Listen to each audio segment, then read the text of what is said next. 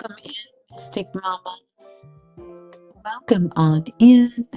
Welcome in, Isabella. See if we can do a sound check really quick.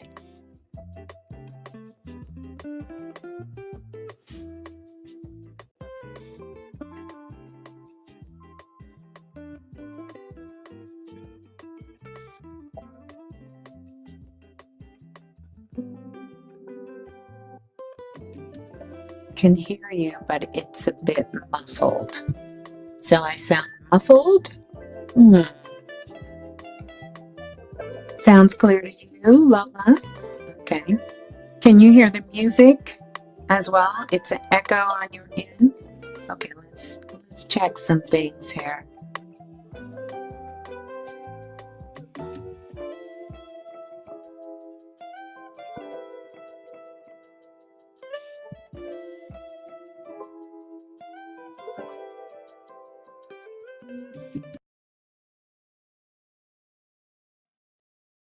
See if that's any better. Is that better?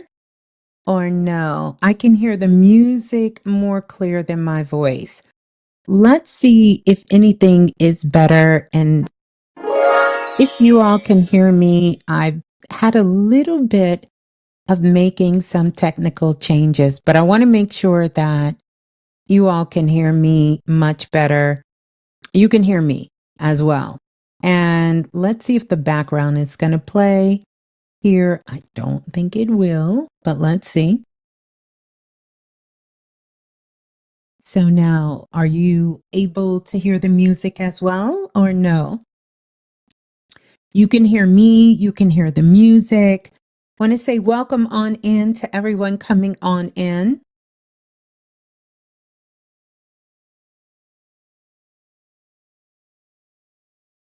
No music. You can't hear the music at all.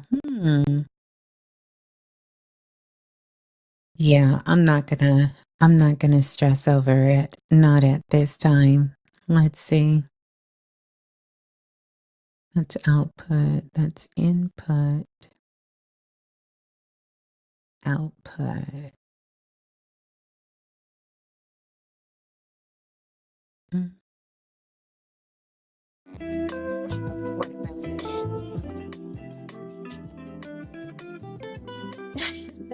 What?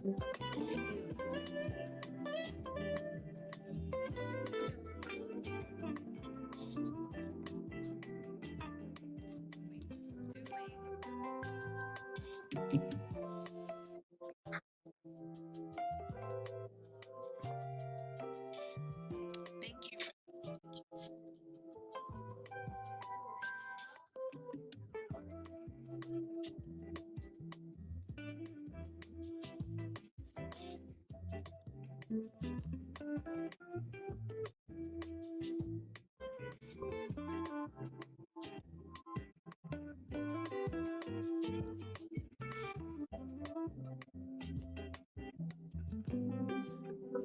Okay, my goodness, cosmic.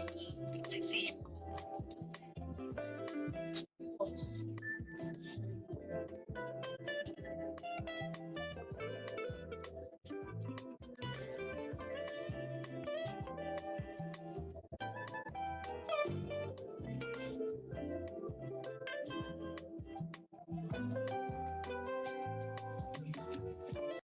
We're gonna go back here. Yeah, we're gonna just leave it right here. That should be much better. Let's see if that's any better.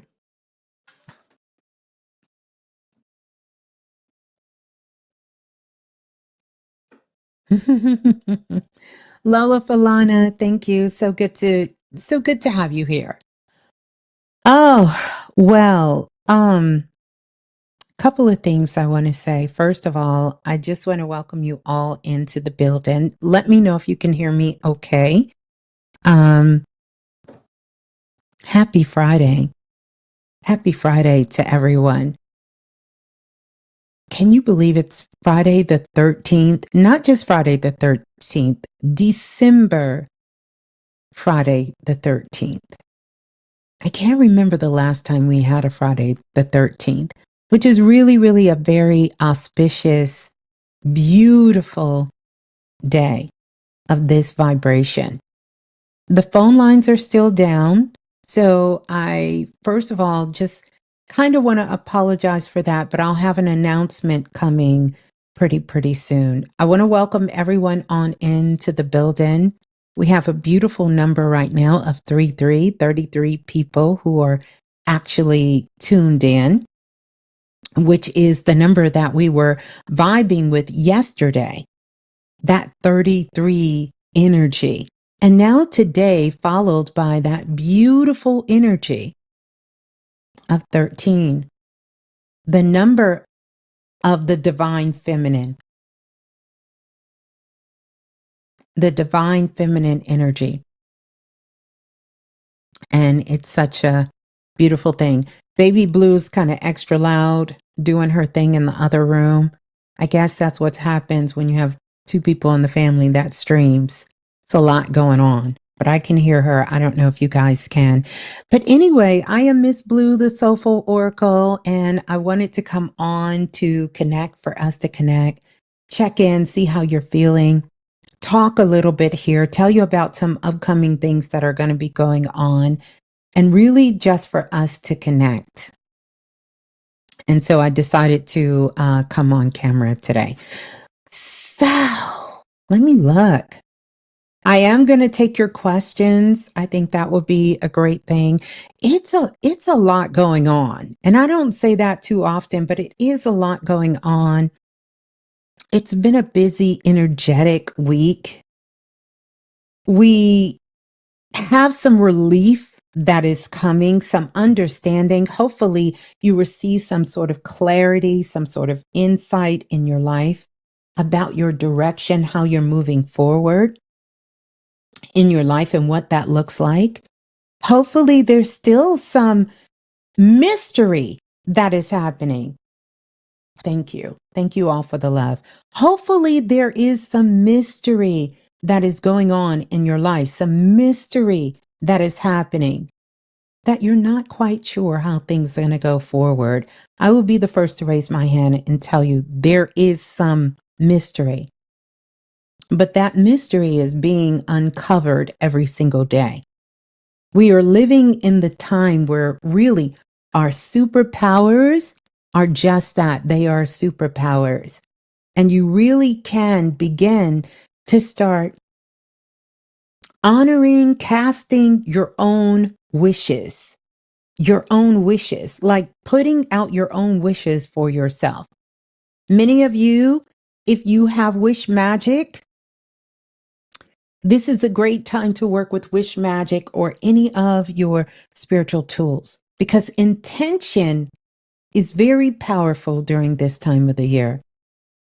I want to preference that by saying, first of all, intentions are powerful any time of the year, but there is a little bit of extra support here at this particular time. And we're getting that extra support from two places.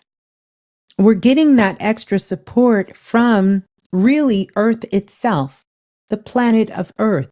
The frequency, the vibration on the planet is really helping us with that extra support.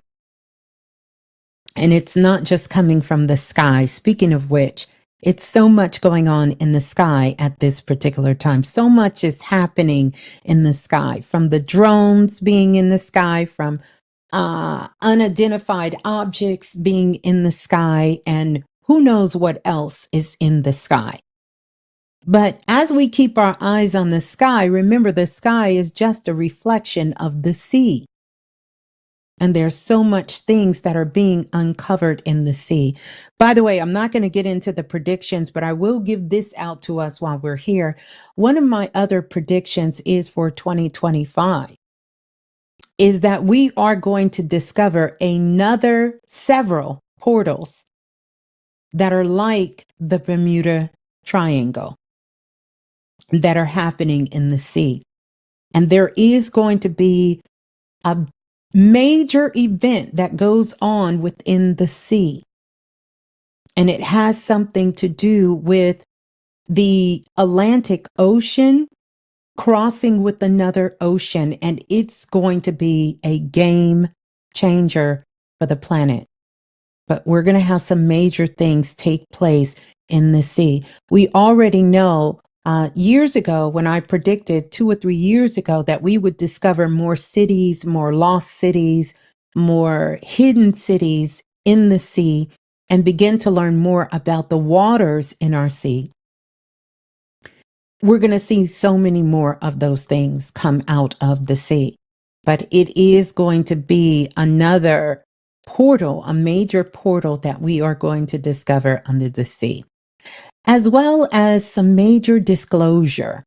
So you guys kind of mark this down on your calendar, keep note of it, because I would love for you to, for us to come back and revisit this, because these are just some of the things I received over the last couple of months.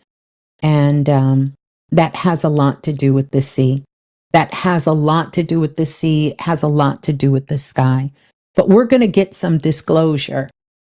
And it's going to be a little bit bigger than the disclosure we've been used to.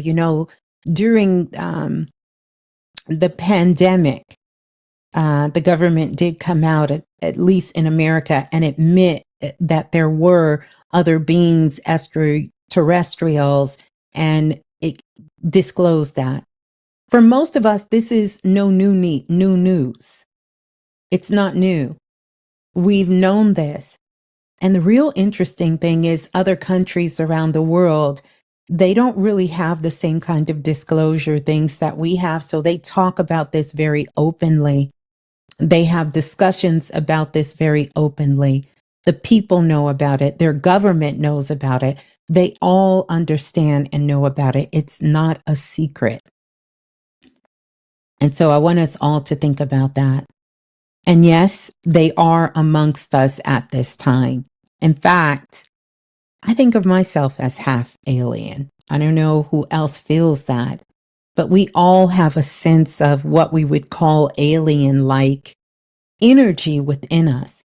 And the way the vibration and the frequency is moving on the planet, and because of where we're traveling on the planet and how we're traveling through the photon belt, this is why we're starting to see things that the world has never seen before. Because literally that lineup that we all been taught when we were in school, that lineup is completely different.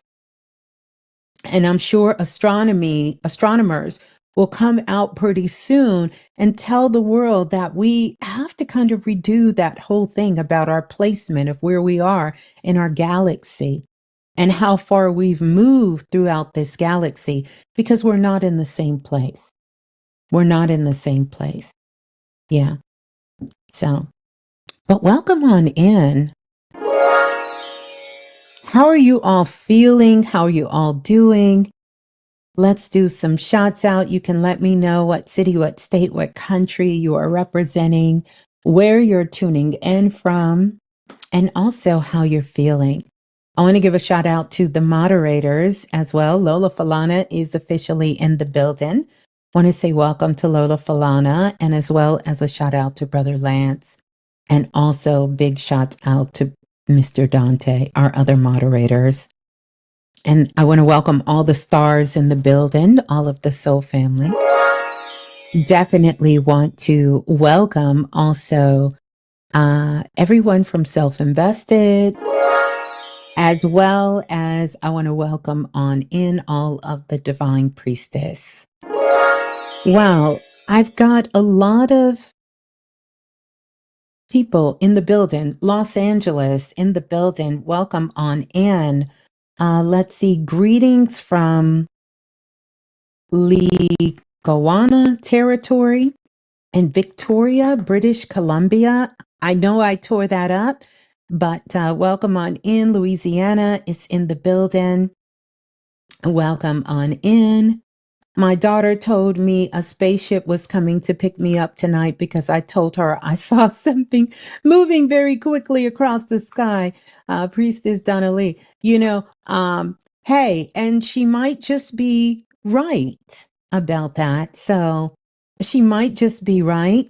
Want to welcome in Lola Falana, checking in from Chicago. Cynthia, checking in from Las Vegas. We have Tremel checking in from Daytona, Florida, feeling curious to this mysterious vibe. I like that because it is sort of that vibe. We also have Low, I don't want to mess up your name, the brother from New Jersey, checking in. And welcome in from New Jersey. New Jersey has had some pretty interesting activity going on out there with the drones. This was a question one of you guys asked me as well. Adrian the Great is checking in from Panama City. Welcome on in. We have Karmic in the building. So good to see you, Karmic. Karmic is checking in from the UK. Good to have you in the building. But let me ask you all, what do you think is happening with the drones? I'm curious to see what you all feel is going on with these sightings. If you guys have not heard about it, these sightings that are happening with these drones that are showing up, some they're saying as large as cars, others they are saying are coming very close and they're going away. They're not sure if they're a drone. There's some sort of orbs in the sky, to the point where I believe some states have created some of a, what do you call it? State of emergency. It's being investigated for that. They're seeing some of them come out of the water up into the sky. What do you all think about it? What do you think is actually happening out? Mapping with the drone blueprint? That's what Rosalie says. Any other thoughts that we have about what's going on, what's happening with those drones? And so, everyone is claiming they don't know what's going on. Really, here's what I am really picking up from the drones. It's a combination of all of those things that everyone is saying is going on. But there's also major testings going on. Yeah, we definitely, Jasmine, have visitors. But most of it, if it ever comes out, right, is actually us doing it. If you think about the tension that has sparked on the planet at this particular time and where the tension is coming from, our world has changed. And so, how the world would use technology and how the world would use going to war is completely different. And so, a lot of what we're seeing is really sort of a new way of training of how we use our armed forces on the planet. That's what I'm picking up. That's majorly what you're seeing.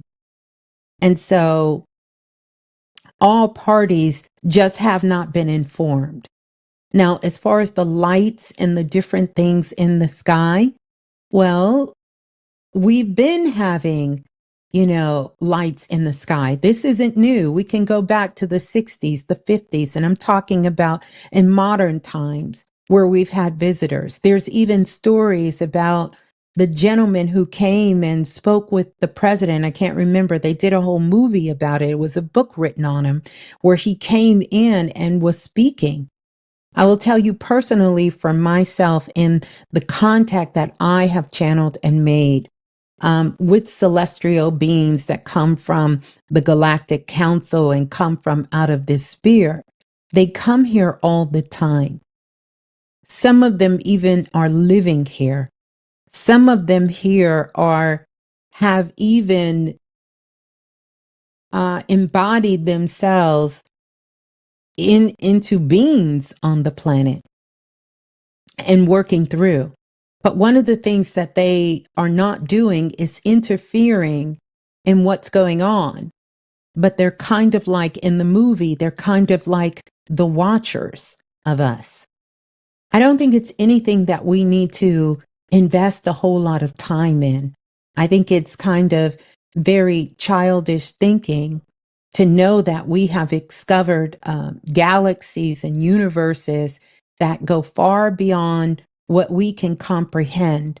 Plus, with the information our ancestors left us, and we would be foolish to think that we are the only conscious living beings in our whole entire galaxy, which, by the way, we haven't even been able to explore, but a portion of it. That would be real arrogant thinking, to think that there was no other life outside of what is living here. I think that that would be very immature thinking of us as creator beings. It's just too much documentation. It's just too much evolution that has happened on the planet for us to be locked into that concept.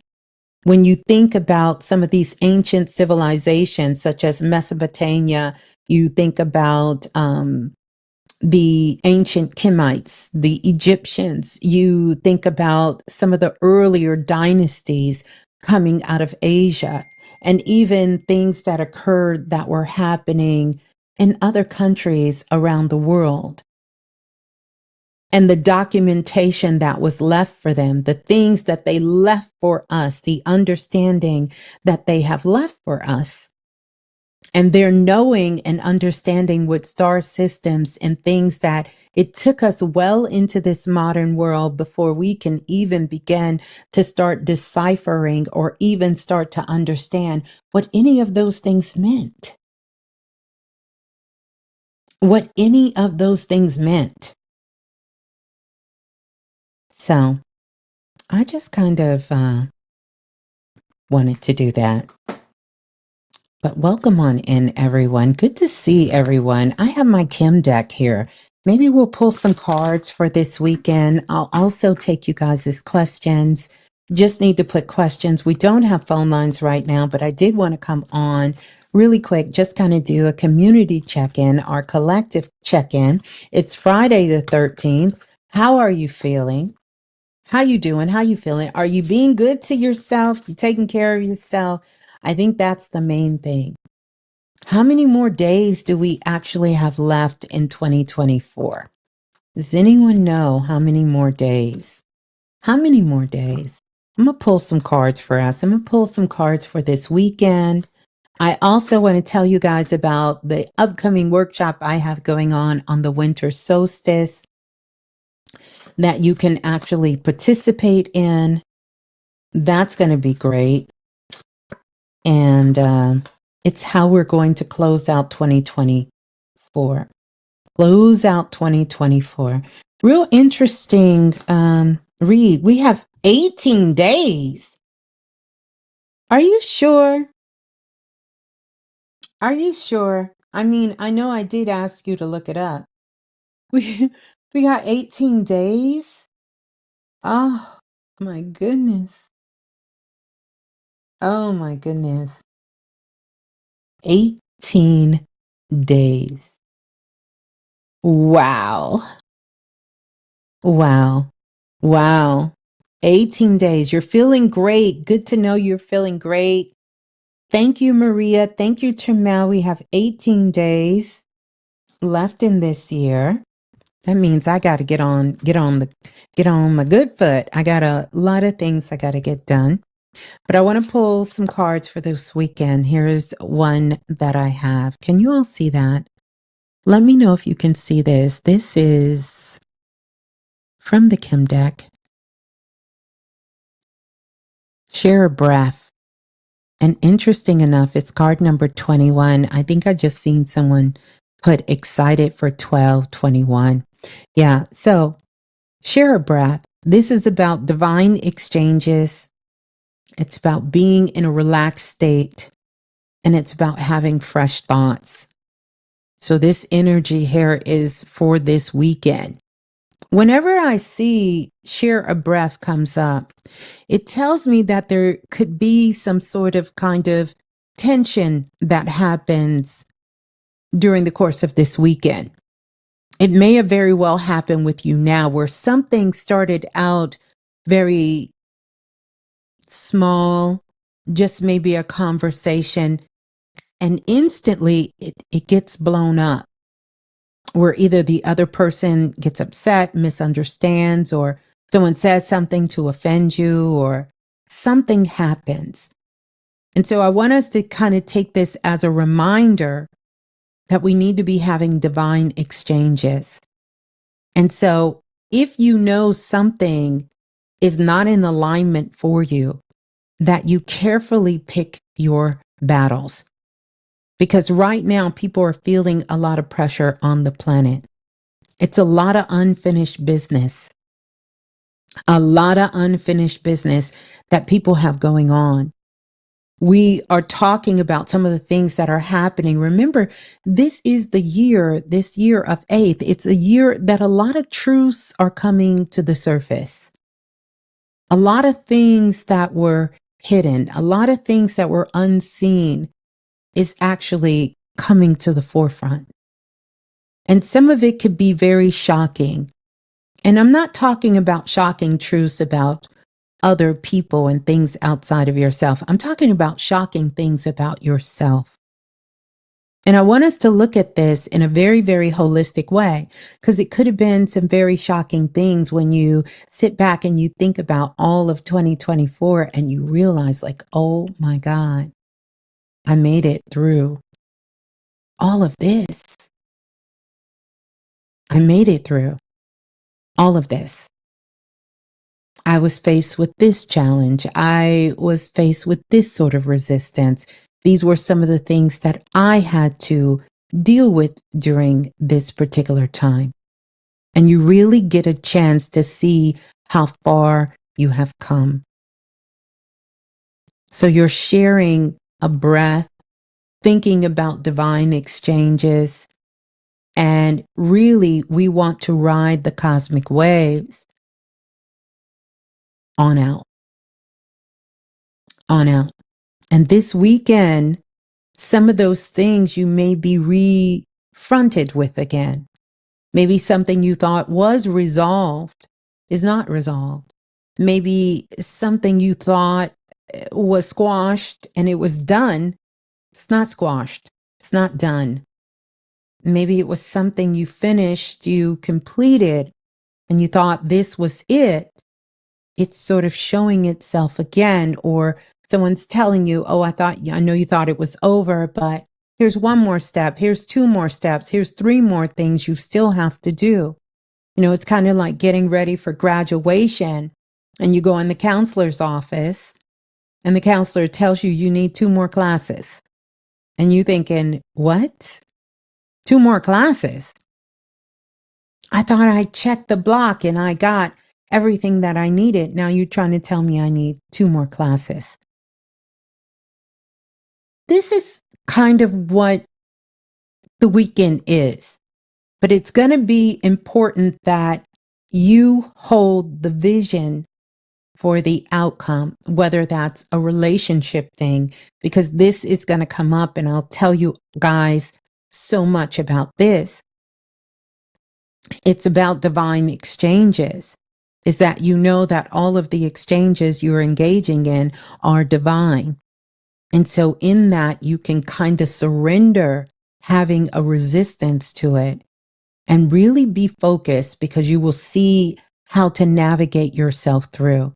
You'll know what direction to move in and how to move in, but it requires that you slow down a little bit and maybe not jump so quick to a response, or jump so quick to taking an action, before you sort of take a step back and really be able to see the situation from more of a elevated conscious view.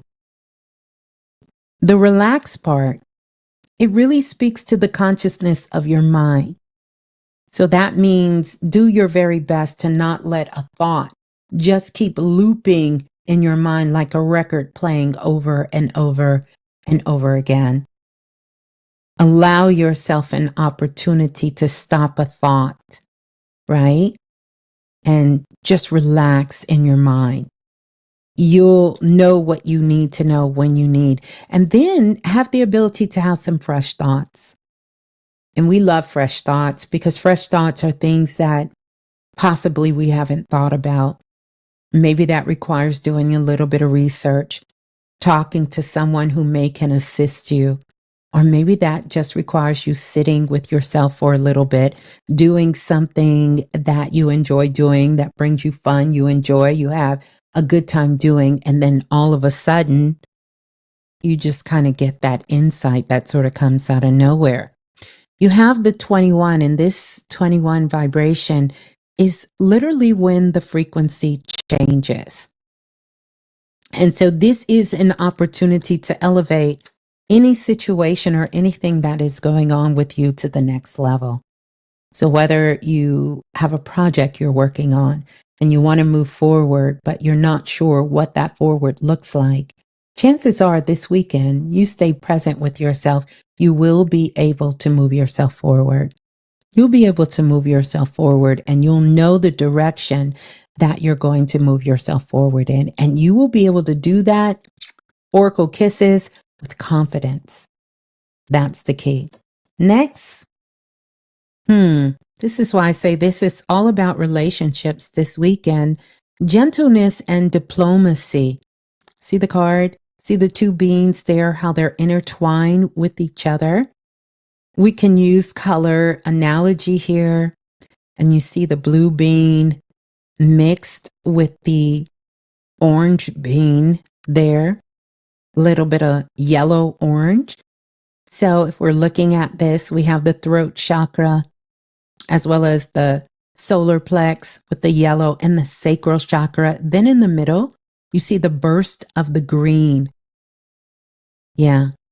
So here, card number 7, and that number 7 itself, the number 7 really requires you to be in an elevated state of awareness. The number 7 itself is dealing with the spiritual teacher. It's dealing with leadership energy, right? It also is a wand. If you look at this number 7 here, it looks like a wand, like a staff, a wand. It's literally bringing heaven down to earth with this. Symbolic of the 7th chakra, your crown chakra, of you bringing down the higher consciousness onto the earth plane in order to be able to use it in this physical manifestation. I think that's so important.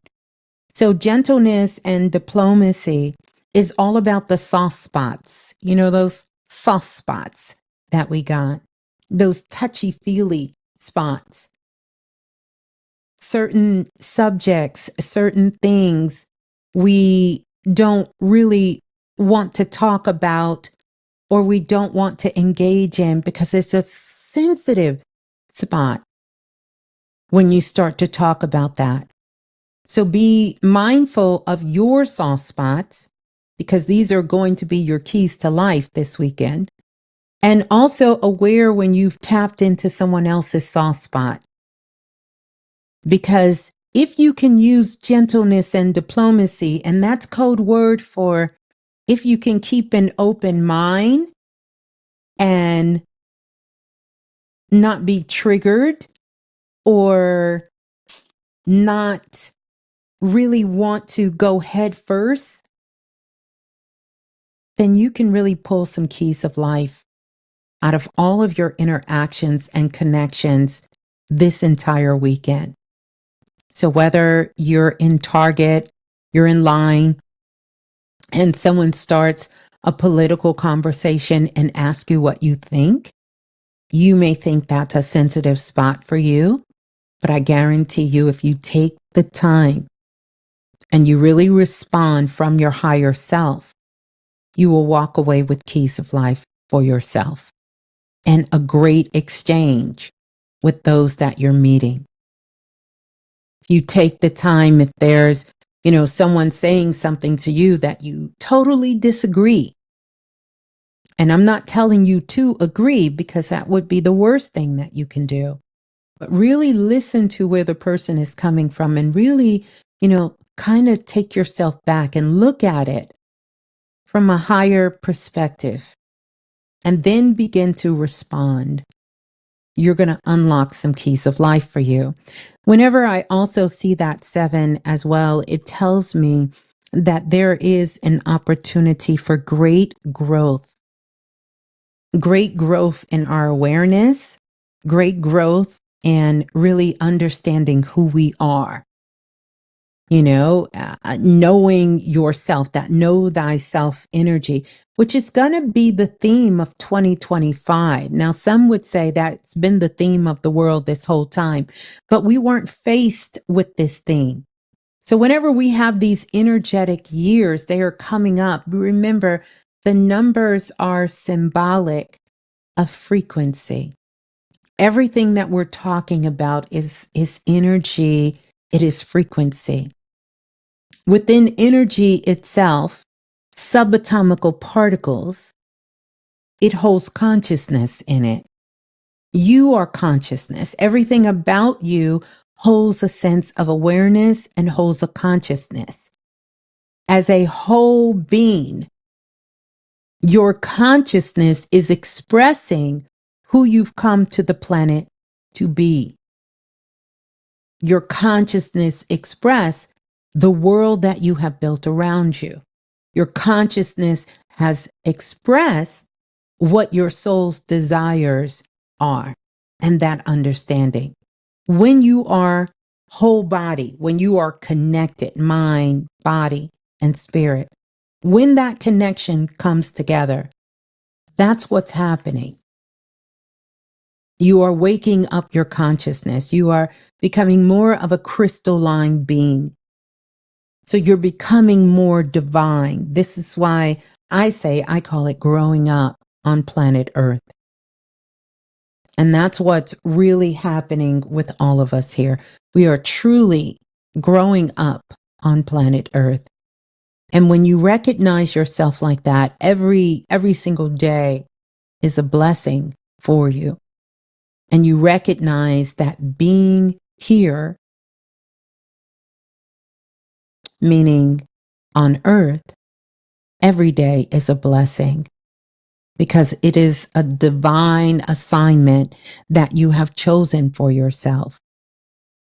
And then it allows you to not take this moment, not to take yourself, not to take your connections for granted.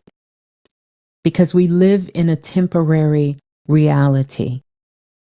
It's not a permanent state of being for any of us. So, to add on,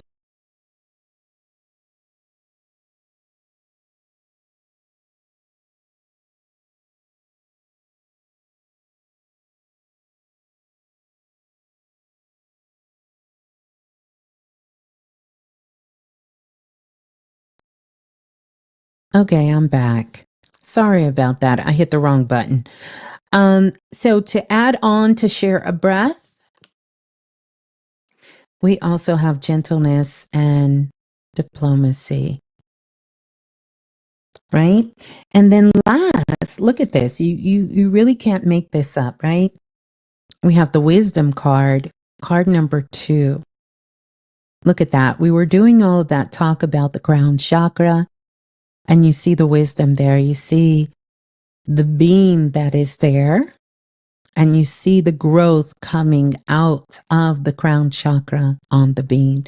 And so this is card number 2 in the Kim deck. This is about sensitivity.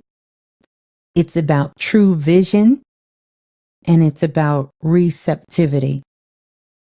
So ultimately, this is about wisdom. It's about tapping into the divine feminine energy, the higher self, the divine feminine mind. And that divine feminine mind is not speaking towards the feminine energy in general. What it is speaking towards, it is speaking towards feminine energy, meaning everyone has feminine energy, and that feminine energy resides on the right hemisphere within us. It's the right hemisphere. To all of us, every single one of us, this feminine energy. It's about this true vision. Can you see a true vision for yourself, for your life, and even for your world? So many times we allow others to hold that vision for us. And when we do, it's a lot of doom and gloom. It's a lot of negativity. Now, we live in a world of duality, but I think it's important that we are able to not only hold the vision for ourselves, our lives, and our world, but that we are active participants in going into that vision and affirming that vision and claiming that vision for ourselves, for the world, and for our lives. And sometimes we don't get a chance to do that in the hustle and bustle of our lives. We don't get a chance to claim that for ourselves. We don't. And so this is a great weekend to do that kind of work. If you want to get into some of your ritual works to be able to do that is to claim that for yourself. Take a few moments when you get up in the morning. It's a perfect time because that doorway to your subconscious mind is wide open. It's easier to allow the wholeness of you to come together when you're in that state of consciousness. And hold that vision for yourself. That's a practice that I do in the morning for myself all the time. I visualize my day, my whole entire day. And by visualizing that day, it gives me a particular tone of where I want that energy to be. And by the way, if you're new here and this is your first time listening, we work on things that involve ourselves when it comes to self-mastery, which incorporates self-love, which in essence is about knowing thyself, and how we can take these principles, whether they are spiritual principles, whether they are understanding things about our lives and our world, whether they are concepts from different schools of thoughts, different religious sectors, but all things to elevate and to create within ourselves and within our world and our lives. And I am Ms.Blue, the Soulful Oracle. So welcome in. So there's the 3 cards we got. First one, share a breath. My goodness, can we share a breath? Often when share a breath comes up, that means someone you've never interacted with, having that random conversation with a complete stranger that really takes you into a deep conversation that is soulful, meaning it is something deep within that conversation. It's also an opportunity for you to run into somebody. Whenever I see share a breath, somebody that could very well have been someone from connected with you in a past life. And you sort of have this instant connection with one another. And so you just start to have that conversation, and it's like you're talking to somebody, not that you've just met, but you're talking to someone you've known your whole entire life. Like you're looking at the person and you're talking to them and they're looking at you and you're thinking, I swear I know this person from somewhere, but this will be your first time meeting them in this life. So share a breath. When you have that opportunity, and you're called to do it, share a breath. Next, gentleness and diplomacy. Card number 7 in the Kim deck. So this also tells me here, aside from everything that we've talked about with each of these, there is going to be some keys of life that get dropped on you this weekend. It's going to be some things that you have, yet again, a realization about yourself, about something perhaps you misunderstood, about something perhaps you were 100% wrong about, perhaps something you were 100% correct about. But you're going to have a realization. And within that realization, you will receive some keys of life. It's going to open up a whole nother level of understanding for yourself. And even when this comes up, the card number 7, gentleness and diplomacy, it's an opportunity for you to quantum leap and jump into a whole nother timeline for yourself. You can elevate your timeline. You can elevate your timeline. You can move into a whole nother state of consciousness with this. You can literally, absolutely wake up tomorrow and be a completely different person. And I want to quantify that while I'm talking about, can you wake up and become a different person?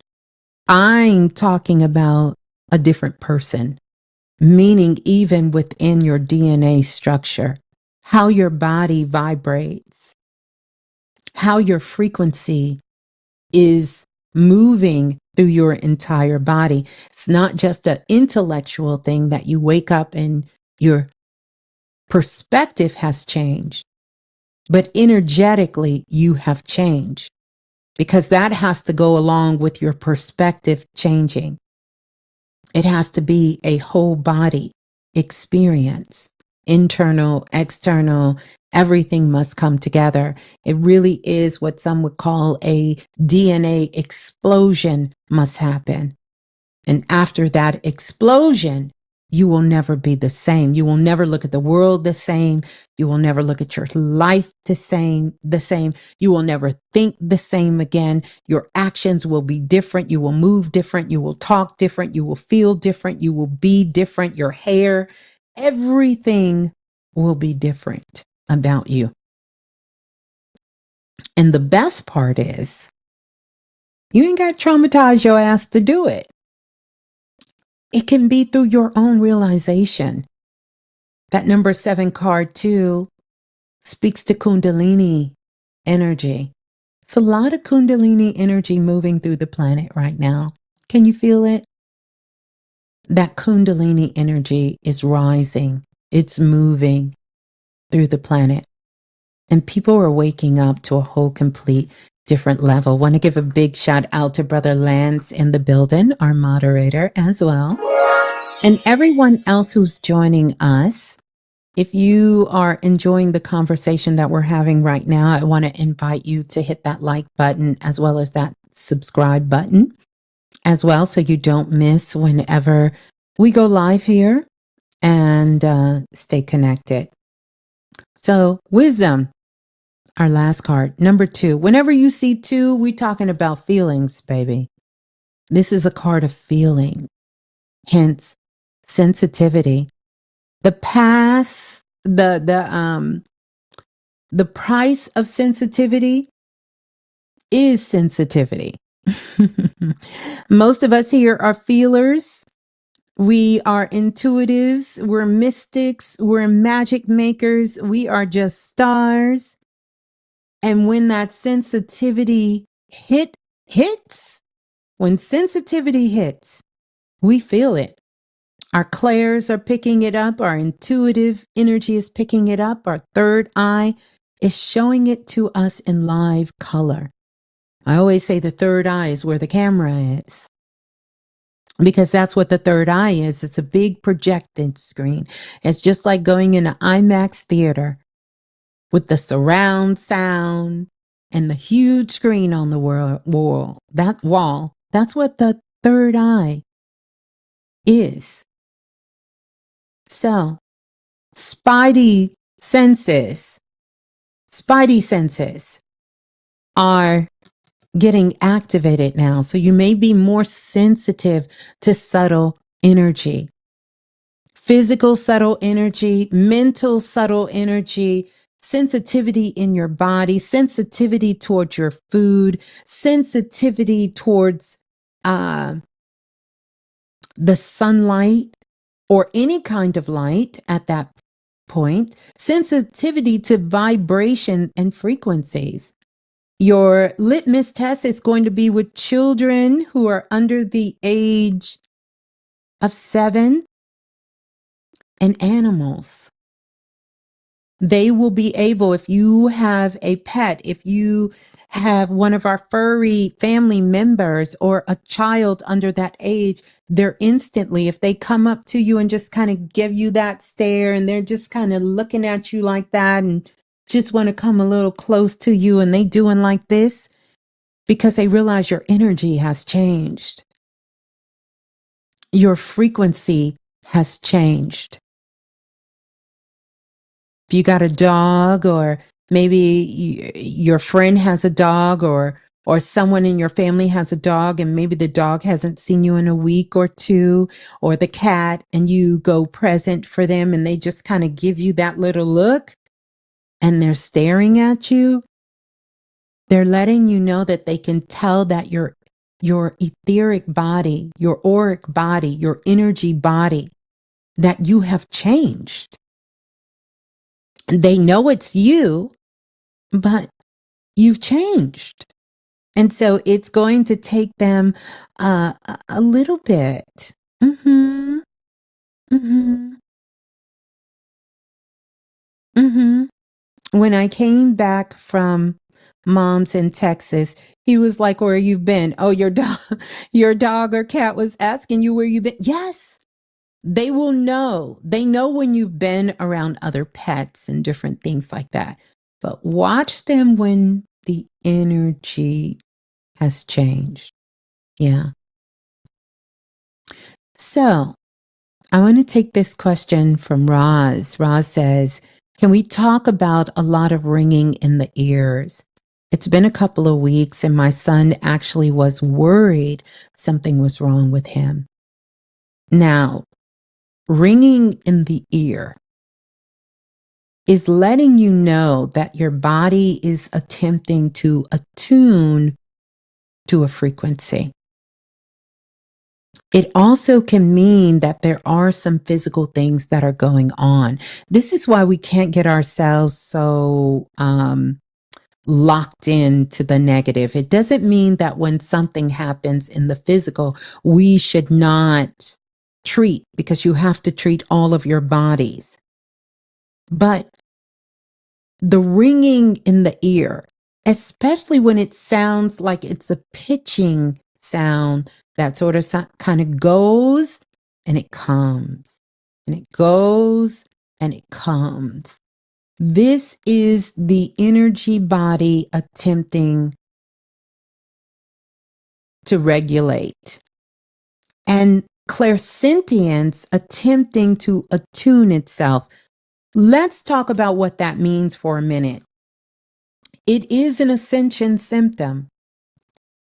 It's attempting to regulate itself, but I want us to really think about this in a way that we can use it as a superpower. When your son is getting that ringing in his ear, it's important to ask him, what were you doing and what were you thinking about? And how do you feel? Those are going to be key components, because that ringing in the ear is going to take him back to something that he was not able to maybe articulate himself, speak his truth at the time, or he didn't get to express himself in the way that he wanted. because there was an inner knowing that was coming in, but he could not get it out, especially for children. And I'm picking this up, Roz, for you, even though I'm speaking to everyone, but I'm talking directly to your son. So speak to him about something that went on, something that happened. And that's when that ringing started, because it's saying, hey, you've got to start listening to your higher mind. You can't listen. It's almost a call that is saying, stop using these ears so much and start using your higher tune of listening. Because when we talk about clairaudience, we are not just talking about hearing voices. Clairaudience is not just about hearing inner voices. Clairaudience is about, are you able to take what you're hearing in this 3D world, process it within your consciousness from a elevated state of being of your higher self, of being able to tap into something that is of a higher frequency. So you can think of your ear like an oracle, because literally inside of your ear, when you go past the eardrum, you do have what is known as an oracle in your ear that sends a vibration. I did a whole show on this, or it was in one of our self-invested classes I talked about. And that vibration starts to come in through the ear. And that vibration, what it's literally doing is going up to the pineal gland. And it's allowing you to access your super consciousness. And so that's why I tell you guys, when you are responding from your intuition, it will not be anything that the mind could have conceived. So your inner ear is about you tapping into a higher state of your consciousness. So it's not just about what you're hearing. You're hearing from the physical world. And like I said, for your son, Roz, this was because of an incident where he wasn't able to speak his truth in real time, or he didn't respond the way he wanted to. It could have been something very frustrating. It could have been, something, depending on his age of where it happens, it could have been happening at that particular time. And so the best way for that is for him to be able to talk that situation through and to really ask himself whatever that question is that's coming through to him.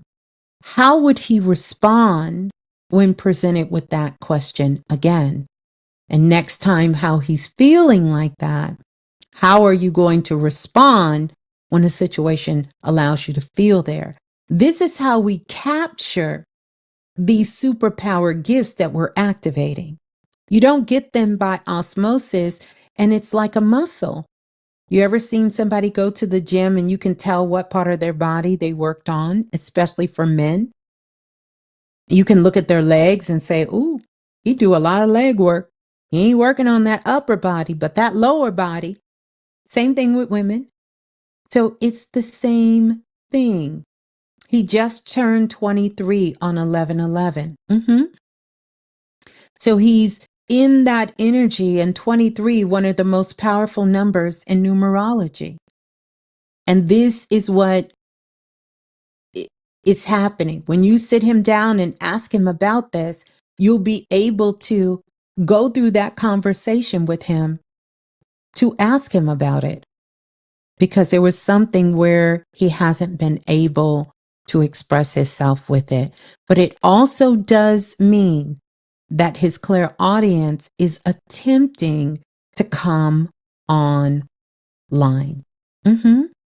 If you get a buzzer in your ear, lean into it.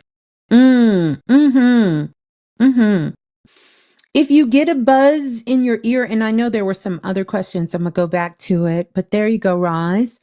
Yeah, if you get a buzz in your ear, yes, listen to it, but don't also ignore that this is a signal from your physical body. And so when things have manifested themselves into this physical world, we got to take care of that too. We've got to take care of that. And if you go and you're having some sort of ringing in your ear, some sort of buzzing in your ear, for a lot of women, it is a hormone. It's letting you know your hormones are out of balance. But it also can mean that your clairaudience is coming online. See how that works? Hormones can be out of balance for women who's getting strong ringing in their ears. Men and women, it could also mean that there's issues with the blood, that the blood is having issues. Yet again, it's still going to lead you to what we would call a metaphysical understanding of these symptoms. And the metaphysical understanding of these symptoms, when you hear that ringing, know that you are not listening, not to other people. You're not listening to yourself. You're not listening to yourself. You're not speaking your truth. You're not expressing your truth through what you are being presented with, through your conversations, your relationships, and your interactions. Take a look there. It is time to elevate in that area. You know? Yeah. So, especially G Beats, if you have, no one can tell you what is wrong. I absolutely love this when clients come to me and they say, Ms.Blue, I went to the doctor and they said they couldn't find anything wrong. That means that's great. That's perfect. Because now you get to work on it from the root cause. So if you're constantly getting this attunement and you're constantly getting these things that are happening in your body, and it can be anywhere, then it's letting you know to look. The first place to look, I want you to take an emotional aptitude test on yourself and how generally you feel emotionally throughout your day. Do you have highs and lows? You know, do you find that you're getting frustrated about things? Do you find that you get overly excited and then all of a sudden you come down? Your emotions are really giving you the intelligence of how your energy and consciousness is flowing through your body. So our emotions are signals. They're soul signals, symbols that are letting us know what's going on. And you can decode them. You can decode that symbol to see what is going on. Because the moment you figure out what it is, the ringing stops until it's time for you to elevate that again. But it stops. I hope that helped you guys. It will stop. It will stop. But the ringing, any kind of buzzing, things in the ear, it is an ascension symptom. That ascension symptom that's happening is attempting to get your attention so you can recalibrate, so you can adjust yourself to a higher state of being of where you are. So it's really here to help you elevate, to help you expand your consciousness and your awareness. You should not constantly be having a ringing in your ear. That's not how these things work. They don't work like that. That means that it's something you're not listening to. Something is not, you're not paying attention to something. It's attempting to get your attention. Your body starts talking to you when you have ignored the subtle signals of your consciousness, your emotions, and other things that are going on. And so then the body says, okay, well, I will attempt to get this person's attention. So much of the work that we've all done has been to reprogram our brain. And the reason you want to reprogram your brain is because the brain can send off false signals. And I'm talking about the conscious brain can send off some false signals to the body, make the body think it's in fear, and the body will respond to the false signals that are coming from the mind. The mind can make you feel certain things that are not real, that you're actually not feeling, but you're being programmed.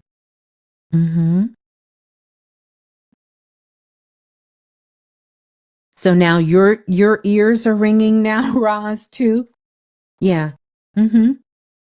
It's attempting to get your attention to, are you listening? Are you listening? Taking in what's coming in, really processing it for you. So it's many different clues.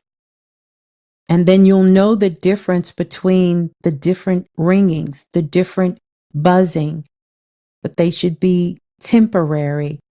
And I'm not going to say it's not a way that the body generally has to respond to you.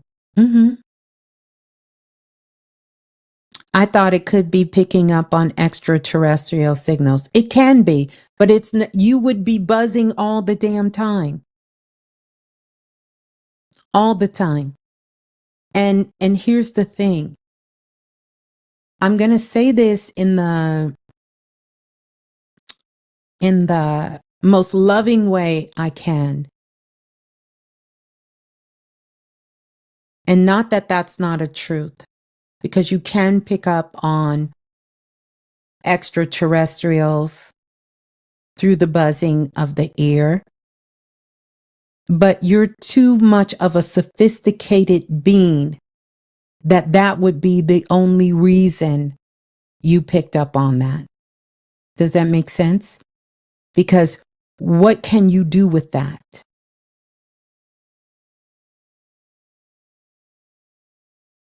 What can you do with that? Know that everything in the universe and the world has your best interest to help you elevate, to help you transform, and to help you be your very best self. And so a lot of times what happens, remember, everything has a level. There is a level that you can be picking that up. You can pick up when your neighbors get ready to leave, and it could be, you can program it so it's a buzzing in your ear. But how is that going to help you? Elevate it. Elevate it. Elevate what that means. Elevate it. And you can do that by simply exploring that. If you're into extraterrestrials and you want to make contact, or you want to get some knowledge from them, it has to be something that is an exchange. We are not just here for that purpose. I'm really trying to get us to see ourselves at the goddess level. And not just the level. That's, if you think of it this way, there was a study that was done, and they did it with ants. And they showed the little animation. I don't know if anybody ever seen this. This was years ago.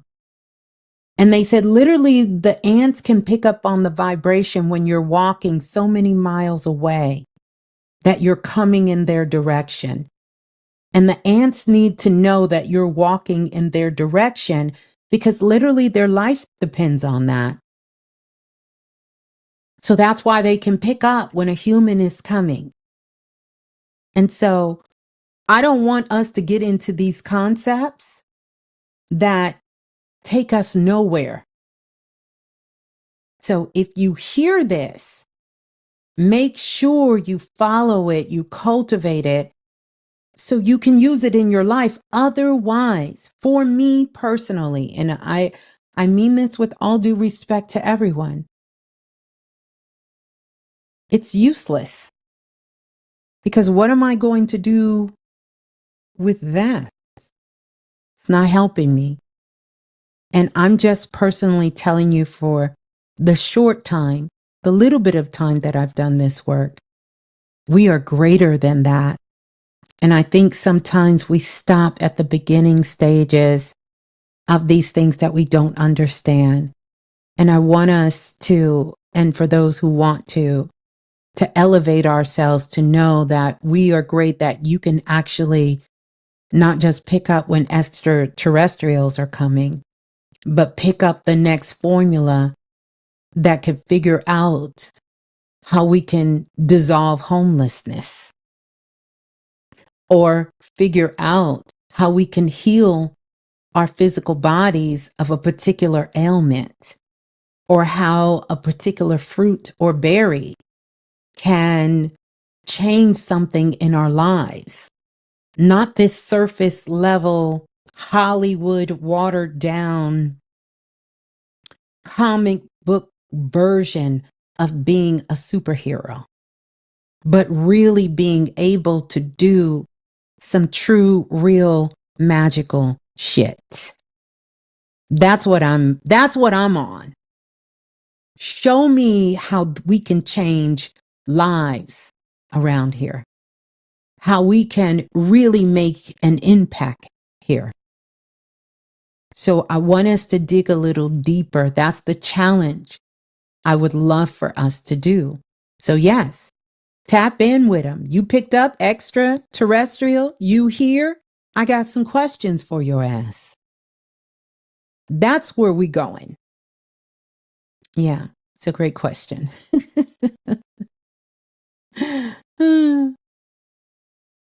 Mm-hmm. Brother Land said, I had ringing in my ear when I was in college. I stopped and I looked around and I seen Monique and introduced myself, and we have two beautiful girls. See what I'm talking about? We want to use that. We want to use that for some we want to use that for some life-changing, elevating shit. That's what we want to use it for. Not so we can play with ourselves. We can do that all day, every day. We want to use that. So go a little further. We're all having these fantastic experiences with ourselves. We're experiencing, and different knowings are happening with us. And they can be very much different for each and every single one of us. There are literally clairs. And when I talk about clairs, I'm talking about clairaudience, clairsentience, clairvoyance. There are actually clairs we don't even have names for yet. We don't have the language for the clair yet. So no, if you notice every time a certain thing happens, like I have certain things that happen for me, it's not a thought. I instantly know what the answer is because it's happened. And when it happens, I'm like, okay, that's what it is. And that's what's called listening to your intuitive self and trusting that without having to think about it, without having to overprocess, to overanalyze, without having to do that. You'll be able to get those answers. So I absolutely love that question. Thank you so much, Roz, as well. I want to answer this question for Crystal. Crystal says, what about memories? I believe my grandmother is going through the beginning stage of dementia. So I want you to look at the word dementia itself. And from what working with clients and what I've seen with this, they are going through different stages within their life. And they're in different dimensions, which a dimension is really another word for a different frequency. And so if she tends to be losing her memory, it's because she's in a different frequency. And think of it this way. It's like she's on another timeline where that did not take place. It did not happen for her. It didn't happen. It didn't take place. The other thing I want you to know is the emotional component that is connected with what they call dementia is a sense of denial. There could have been a sense of denial in one's life for something they felt tremendously guilty about. Or it could have been a denial about a trauma that existed that they were never able to come to terms with. But in its essence, it has a lot to do with regrets and denials. So one of the things that would be helpful and loving for anyone who is experiencing what they call dementia is one,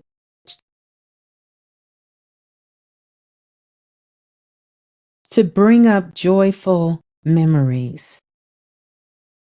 I don't know why someone's ringing my bell at this time of night. But to bring up joyful memories, I'm going to put on some music and I'll be right back.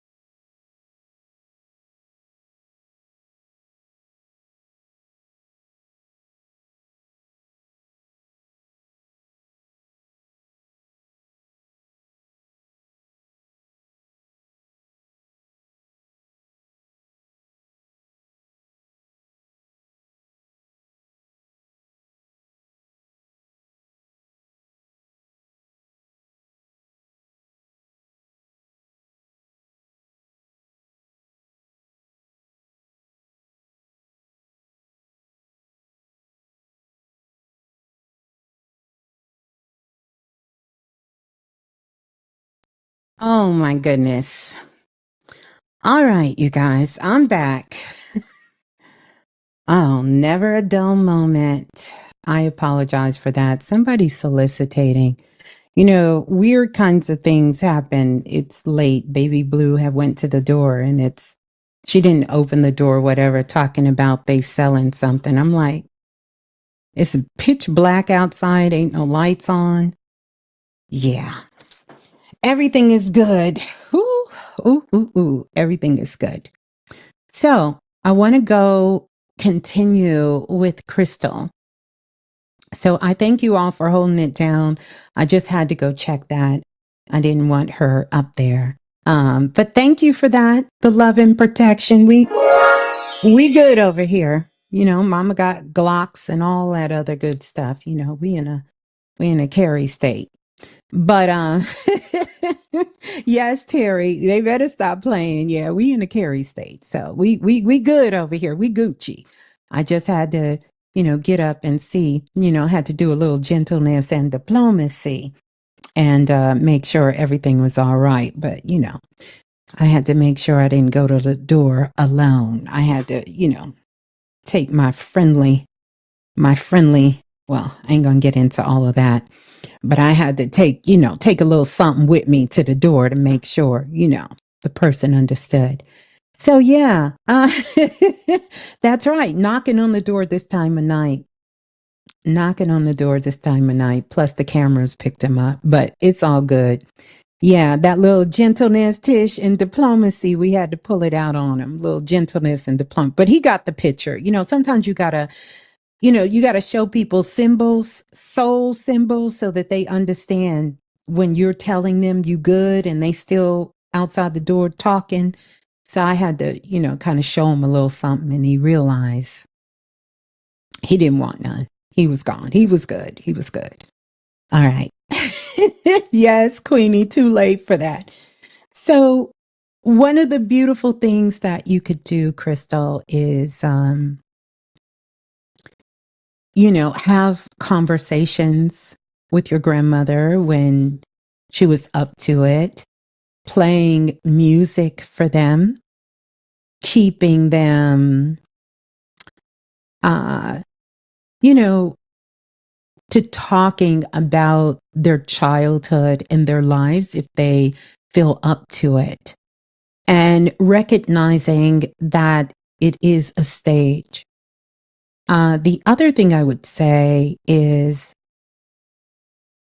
for your grandmother in particular, make sure she's had her teeth, her gums and teeth looked after, you know, and make sure that all of those things are going on and there is no sort of any kind of infection in the body.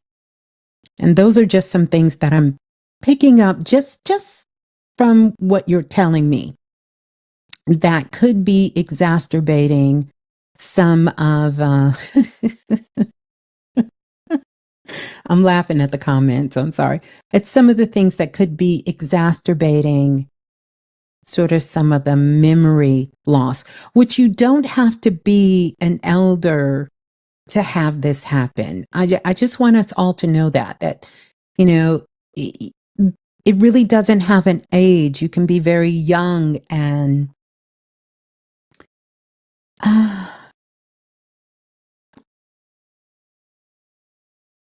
you can be very, very young and that can happen. And that can happen. Yeah, that can actually happen. Yeah. Uh-huh. Yeah, I know, Marjorie. I'm listening. So there you go. There you go, Crystal. Sending you and your grandmother lots of love. Lots of love. Yeah. Yeah. Mm-hmm. Uh-huh. Your brother was young and it did happen. Yeah, it doesn't really, we tend to think of this as something for just those that are aging and elderly, but that's not the case. That's not the case. It can happen at It can happen really at any time. It can. And sometimes we can go through different phases in our lives. And I'm sure we all can attest to it if we're over the age of 20, where there were things we don't remember. Certain things about our lives we don't remember. We just don't remember. And to know that that's okay to forget, but we want to make sure that there's not other things that are happening or other things that is going on as well. Let me ask this question as we continue here, and thank you so much again, Crystal. But let me ask this question. How many of you, for the last show when we talked about the past lives, so many of you commented and lots of insight came out of that particular share because of the three places that I said that were stepping forward, these past lives that were actually stepping forward. And I got to get used to looking in the camera. So I apologize if I look like I'm looking over here or over there. That's why. But the three stages that was coming up, or the three past lives, I should say, the places in the world, I'm going to put them up. Number one, Miami, Florida. And so many of you let me know that Art Basel was going on in Miami, Florida. And this was based on one of the Renaissance periods.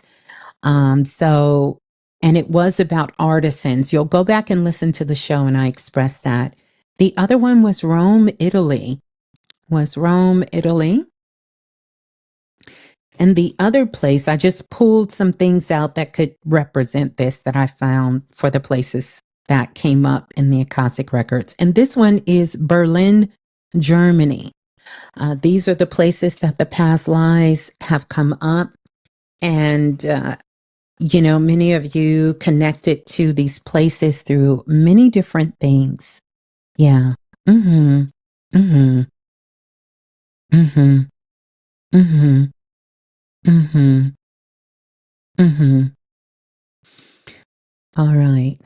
So let's see. It looks like we want to talk about this subject a little bit more. Marjorie said, lots of love to our dementia loved ones. I was checking the stats on the increase of dementia and it's on its rise. Yeah.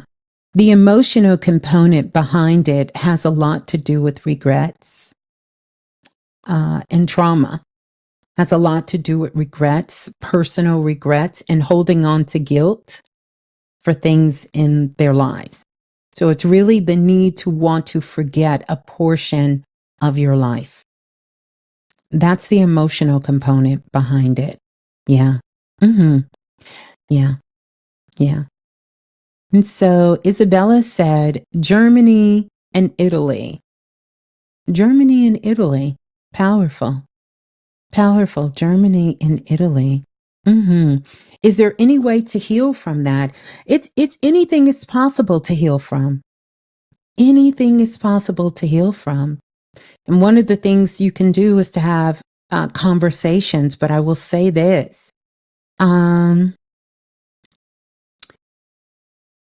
Have conversations if you have a senior in your life. Because here's another thing, and I was reading a story on some studies and a story on this. This was maybe a year or two ago. And so they're starting to call dementia like diabetes 3.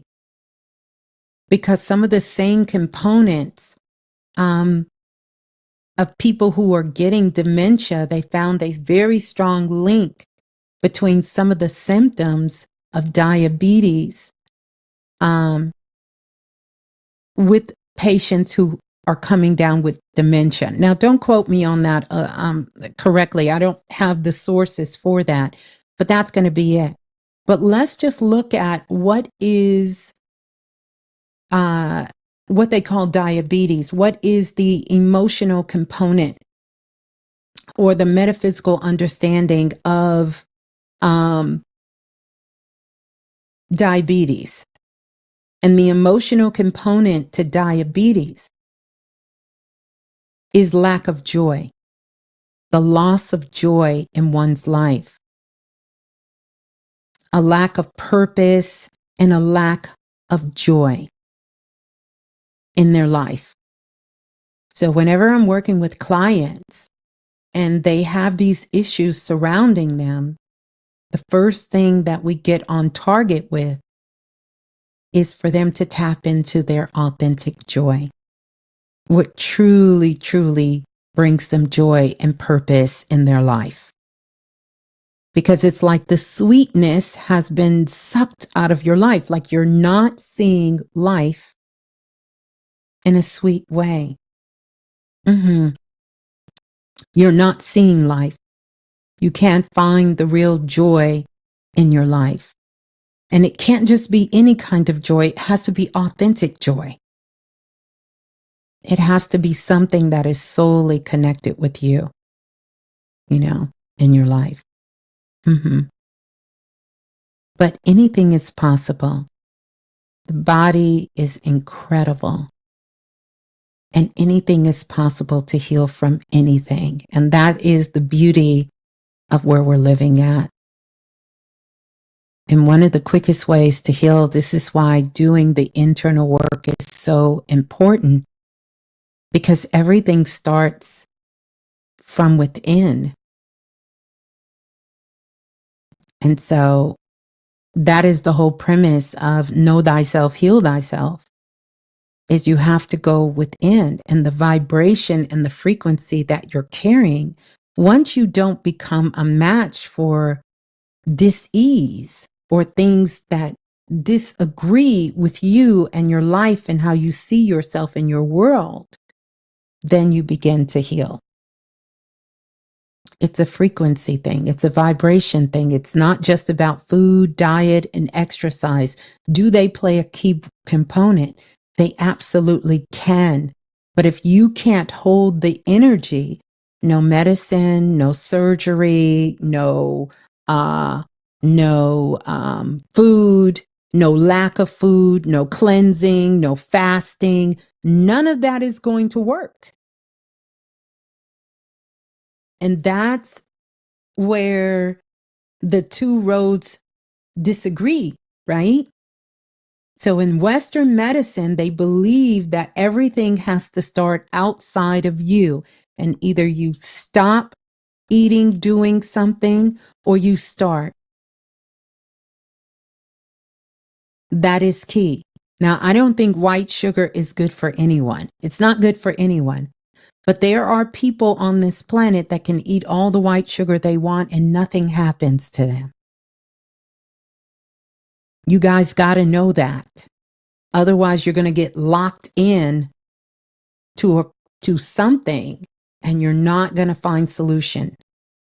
There are some people on this planet that can eat whatever they want. They can do whatever they want. Everyone does not be energetically is affected by some sort of dis-ease in their body. Everyone is not affected the same. Some people are more sensitive mentally to energy than they are to their organs and their systems in their body. Some people are not impacted mentally or physically in their body for where their energy is. But maybe they can't manifest. Maybe they can't create a life for themselves. They can't have relationships. They cannot keep a job, or they're unable to generate any kind of abundance in their life. So there is no one suit fit all. We all can get impacted very differently by that. And here's the thing. Then you can be someone who is totally negative. You could be in a state of depression. You could be sad. You can be angry. You can be mad. But if you can take that energy and channel it into something and create something from it, that could then be their source of success. Because energy doesn't judge. There's no such thing as good energy and bad energy. There is just energy. Now, there is such a thing as a lower frequency and a lower vibration. But if you can take that energy and channel it into something authentically connected to you and put all of that energy into it, it's what athletes have been trained to do and many others, but particularly we know athletes. And a lot of times when an athlete has come upon their first loss of something and they're frustrated and they're angry at themselves and what happened, and they take that energy and they channel it back into their craft, they're unstoppable. You can do the same thing because it's not about being happy and over the top all the time. Although it is a better state of being, I personally feel it's an easier state of being. But when you're angry, when you're mad, when you're frustrated, when you're sad, when you're depressed, this is why I keep telling you all, you have to have that thing that brings you joy, because you can filter all of that energy into it. And if you're able to filter all of that energy into that, it will truly, you will truly transmute it. It will leave you and go into that project. But most people, we kind of fall in love with our pain. We fall in love with our trauma. We fall in love with anger. We fall in love with our depression, and we don't want to let it go. And we've been programmed to not let it go. We fall in love with our sickness. So as soon as someone has something, they say, I have. You understand? Like we've been programmed to own this anger, own whatever it is. But if you can take that, channel it into something you truly have an authentic love and a connection with, that is how you begin to do the alchemy and transmutation. Maria said, anger makes you blind. I could see that metaphorically, and I can see it in other ways. It depends. Anger sets up in people's bodies. A lot of people, sometimes there's many reasons why someone can lose their sight or sight can go away. There are some physical things that we can stress our bodies for, that sight will go away. Like these computers and being on these computers, hence the reason I finally got my childhood wish. Now I need to wear readers. But there's other reasons why the eyes will go away. And why it can be a strain on the eyes. But anger for women in the physical body is going to speak to the reproductive organs in the body.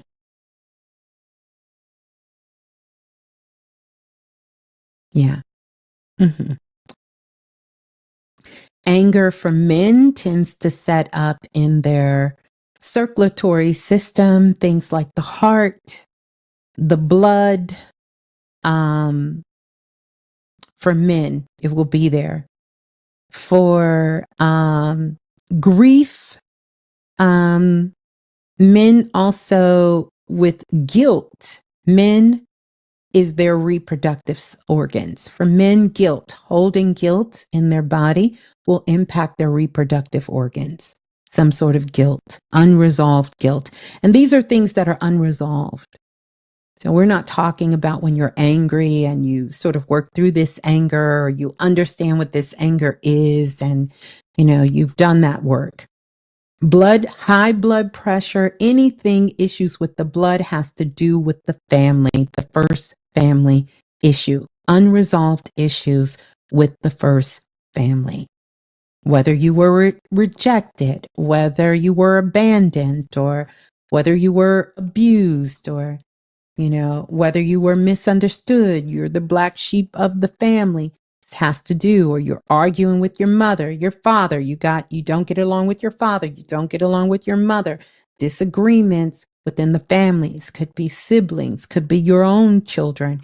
It could be your partner, your spouse. It could be the person you're with. When you're looking at the blood, you're looking at the family structure and what they call the family structure. We're moving more away from that into a more collective understanding of what that is. And that is, it can also turn into being your soul family. Because now we have family structures that are so dynamic and so unique that so many of us have families, but we also have soul families that we go through some of the same things that we do with our blood family. We are going through with these different soul group families that we're in. And that's why it's important to be connected with the things that you love and people that you love in your life and that you can support and they can support you. Mm-hmm. Mm-hmm. Mm-hmm. Eric says, I heard when women are in their masculine energy too much, their hair could fall out like too much energy in their headspace. I haven't heard that, but I will say that I can see maybe how someone came to that conclusion, because when we're talking about masculine energy and feminine energy within a feminine body, then we're talking about hormones and we're talking about progesterone and we're talking about the masculine hormone, right? And I can see how the hormones can cause a woman's hair to fall out, not necessarily because too much masculine energy, but because the hormones are not balanced. Because the hormones are not balanced, that can happen. If your hormones are not balanced, your energy can can fall out. That's one of the ways that it can fall out. Also, overthinking, overprocessing. Sometimes you see men with the bald spots in the top of their head. That is the region of the crown chakra, that energy. That can cause your hair, that particular area of your body. On the adverse, someone who's really into channeling, having a lot. There's no such thing as too much energy. Let's get that straight. That's a misnomer. But how we run our energy through our bodies can regulate different things within our bodies. But no such thing as too much energy. Too much energy cannot hurt you. It's not a thing. We are energy. It's no such thing as too much energy. But I can see if a woman is, when you say masculine energy, doing too much, because that's masculine energy. And just like that can affect a woman, it can affect a man the same way, because we're not talking about what's between our legs. We're not talking about gender roles. We're talking about energy. And the masculine energy is a very outward physical energy, which we all have to have, because we came into this 3D world and you have to be physical here. This is a part of the process. You have to create something here. If someone feels this is why it's so dangerous to disempower people.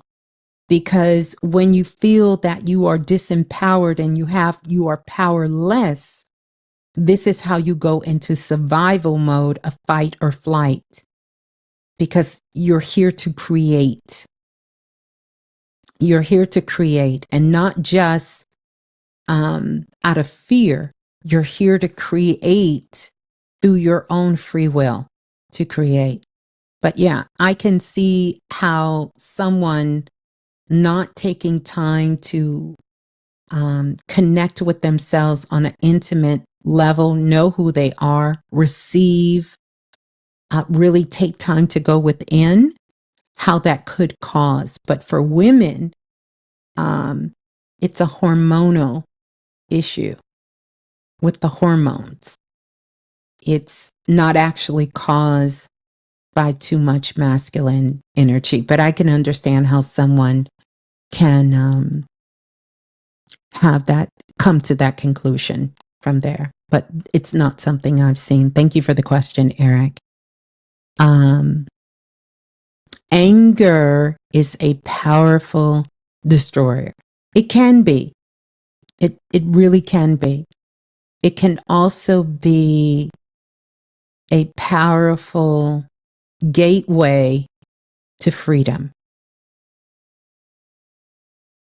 A powerful gateway to freedom. Freedom from oneself, because where that anger is coming from, it's letting you know this is a particular area of your life, something you need to pay attention to. Not because of what's happening is not wrong, but because you are being moved by this. This has triggered you in some way. And so take a look at it so you can see where the trigger is. And then you can begin, once you figure out from yourself why this is a particular trigger for you, then you can understand what you need to eliminate from your life. Because that's truly it. You know, there was a very interesting conversation. I had the honor of being present to just hear a little bit to talk about ego. And you all know how I feel about the ego. We've been so mistreated, mistaught on the ego till it's insane. It's insane that things that we're calling the ego is not really an ego. You know, the ego was put into place, and its interpretation was to get you to have a separate understanding of yourself. The ego is not something that needs to be destroyed. It is something that needs to be understood. If you didn't have ego, you would not even be breathing. You wouldn't even be alive if you didn't have an ego. But we're not talking about what people are calling an ego as someone being self-centered and self-serving. That is a very sort of kind of limited view of an ego. It is not something evil. It's not an evil part of you. But a lot of this was based on a lot of religious teachings. And so therefore, they pit everything good versus evil. And so if that existed in the world, then someone had to teach you about it existing inside of you. And that's where that came from. So Kenny says, what is the best remedy suggestion for lowering blood pressure? For lowering blood pressure, the best thing, number one, is going to be self-love. Self-love is going to be the foundation of that, of how do you have a conversation and talk to yourself. And then really look within your life. If it's a person, look within your life and see, where do I feel? Or here's a question you can ponder. If there was one thing I could change about my life that I think would make my life different, what would that be? And by asking that question, you're going to allow your mind the freedom to show you where you're holding blame. Some people may come up with an answer. I would be not in this relationship, or I would not be born into this family. You're going to see where your mind wants to place the blame. And that's going to give you a clue of where the greatest healing is needed from within yourself. Because you'll be able to now take a look at yourself and see, where do I not feel joy in my life? Where do I not feel happy in my life? What do I feel is lacking within me? I don't feel this joy. And then I would encourage you, after that short exploration, that you drop that shit and you be committed to finding what lights your soul on fire? What makes you happy? What brings you joy? What gets you excited? What do you love doing? And to dive into that, that's going to be your best healing from that. And you will see that that's going to be your first step. Now, of course, if there are things that you are contributing to something that has manifested in the physical, then of course you want to do things, because see, when you feel good and you're in joy, you're going to eat foods that supports that joy. You're going to do activities and things that supports that joy. That joy is going to put you in alignment so that you can do the things that you need to do.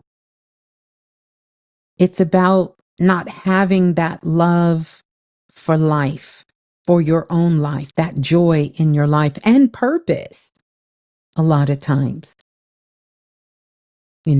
So it's about identifying, because this deals with family issues, blood ties, you can think of it. Whether that's high blood pressure, low blood pressure, it's issues within the family. And just to see how have you navigated that space with your life of who you are, your family, the people connected to you. And once you can start to see past that, then you can start going into your own healing with that and taking the necessary steps that you need to take to be able to balance that energy out. And then you'll realize that none of that other stuff matters. None of that other stuff matters. Not about your family, not about your mother, not about your father. We are all independent agents on the planet. And just because we were born into a family, it doesn't mean, if that is not in alignment for us, that we have to stay in the midst of it and be miserable. And then you start setting healthy boundaries for your life so that you can have healthy boundaries in your life that can bring you joy.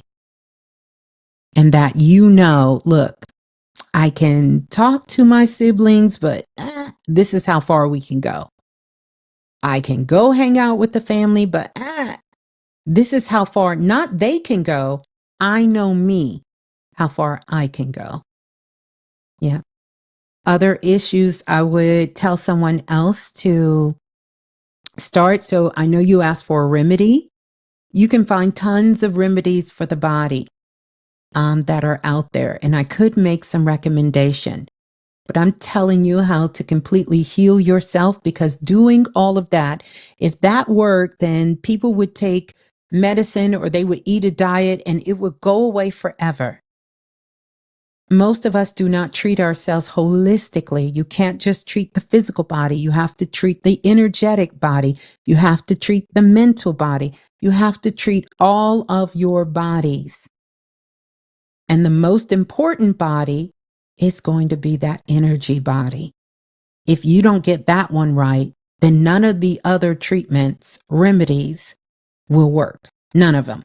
You'll just be leaking that energy. As the medicine won't work if you go traditional. Holistic won't work. Nothing won't work. And there are people who have come to me and said, I've done everything and nothing is working. Okay, so I have a way for you. And it's going to be a different way. If you don't do this way, no way will work. Period. There's no getting around it. We have become intelligent enough. We know how to mix the food. We know there's proven science that will tell you that if you eat these foods, it can cure you. It cannot do it on its own. You are the living God light in your life, and you get to command based on your thoughts, your feelings, your frequency, whether or not something works. And the body is sophisticated, all of the body. You cannot lie to energy. And your energy is going to say, you know what? We still wide open on this. So whether we want to tell the world we over it, it's good, I'm 100, it ain't bother me. your energy is going to speak to where it's bothering you. It's what your body ultimately does. That's right.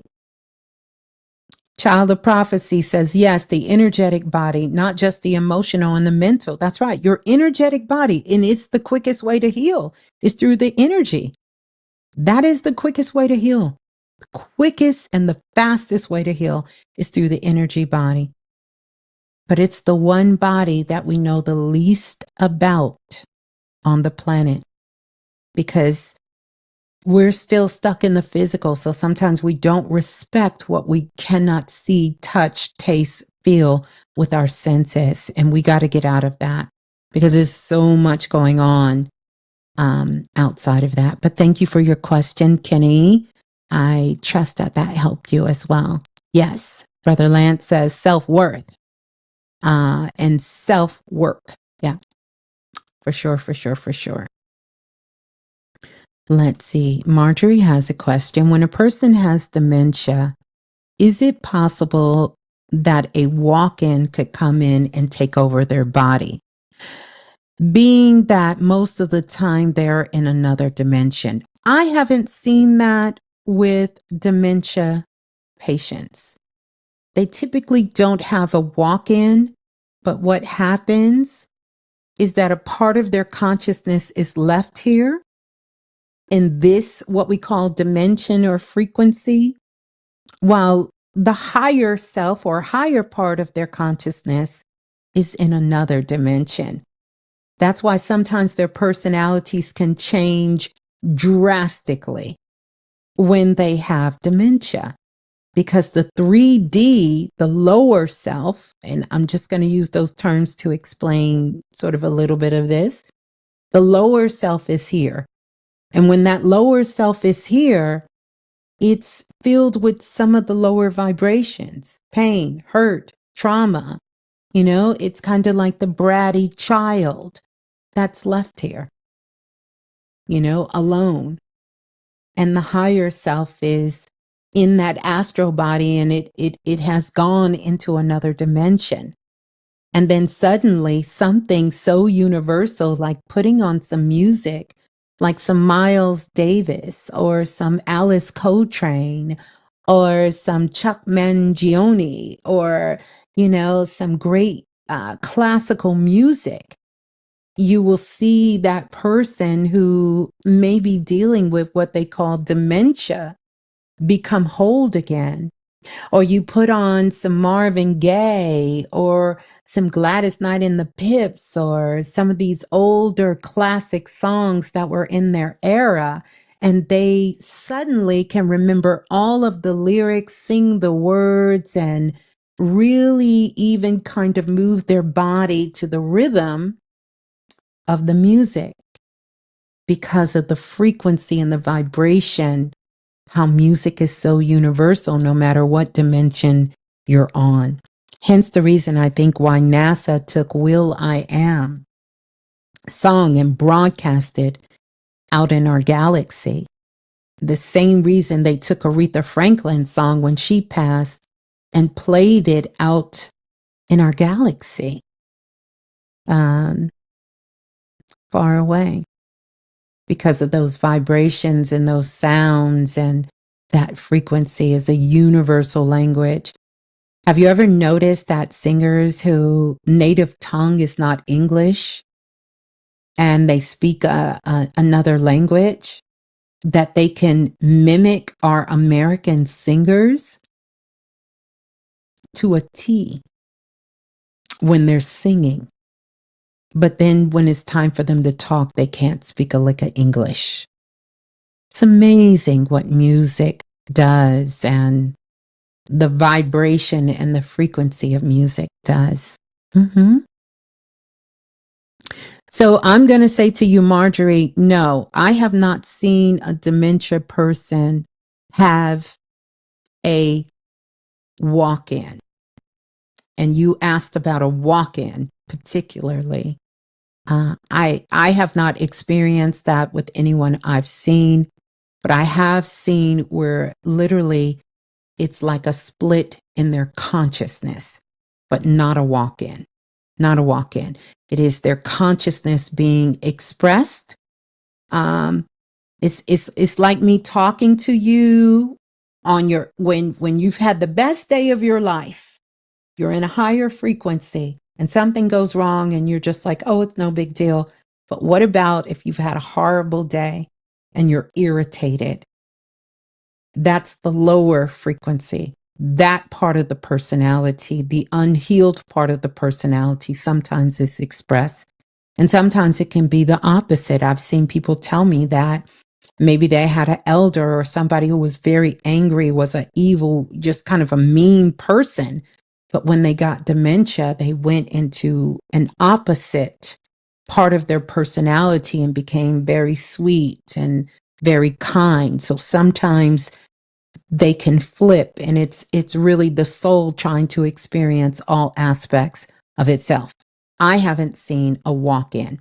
Typically walk-ins have happened to people after they maybe had some sort of accident. Maybe they had some sort of major surgery or some sort of major mental event happen, or something of that nature, usually where the walk-ins come in. Like a person may have had a heart attack. A walk-in can come in. A person could suffer a stroke. A lot of times, because when a person has a stroke, that is the soul attempting to leave the body. The soul has thought about leaving the physical body. And a walk-in is when another soul comes in and picks up where that soul left off.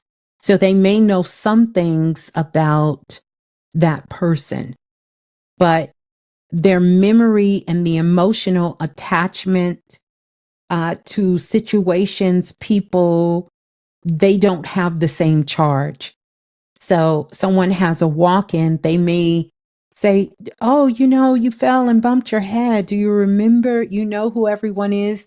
They may very well remember, oh, this is my wife. But that wife may say, but ever since that incident, they're different. The person is completely different. Like they're different. And it can work the other way. There are some people who have, and it's very few people, but there are people on the planet who have had walk-ins in their lives, and it changed their whole path, their whole course of their being. So they could have been somebody struggling and, maybe it felt like their life was not going right for them. A situation or something occurred. That person gets a walk-in and suddenly now they can speak two languages. All of a sudden they can paint, they can draw.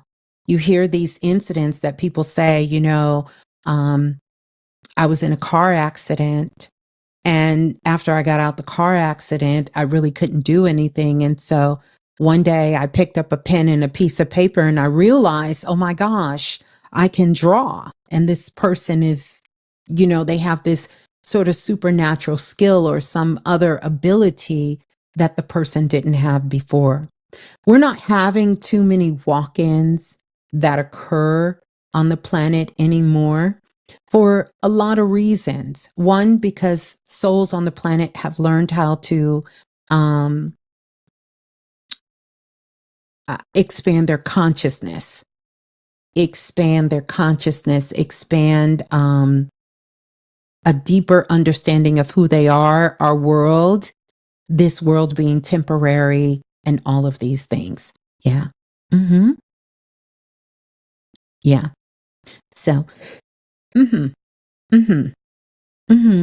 that most of the time they're in a different, so they're not having a walk-in. They're getting a chance to experience life from many different angles. Yeah. So hopefully that helped, Marjorie. Brother Land said, could the walk-in be spirit guides? No, walk-ins are not spirit guides. And the reason I say that is because spirit guides are literally souls who have lived on the planet. They know what it feels like to pay bills. They know what it feels like to be in relationships. They know what it feels like to work a 9 to 5. They know what it feels like to be an entrepreneur. They know what it feels like to travel.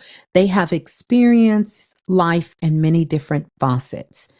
And so they're not choosing to come back. They have chosen to come back as assistants to those of us who are in physical bodies, but they are not in physical bodies themselves. So no, spirit guides are not walk-ins. They're not. Yeah. Yeah. They've already experienced life and they're choosing to come back in a different capacity.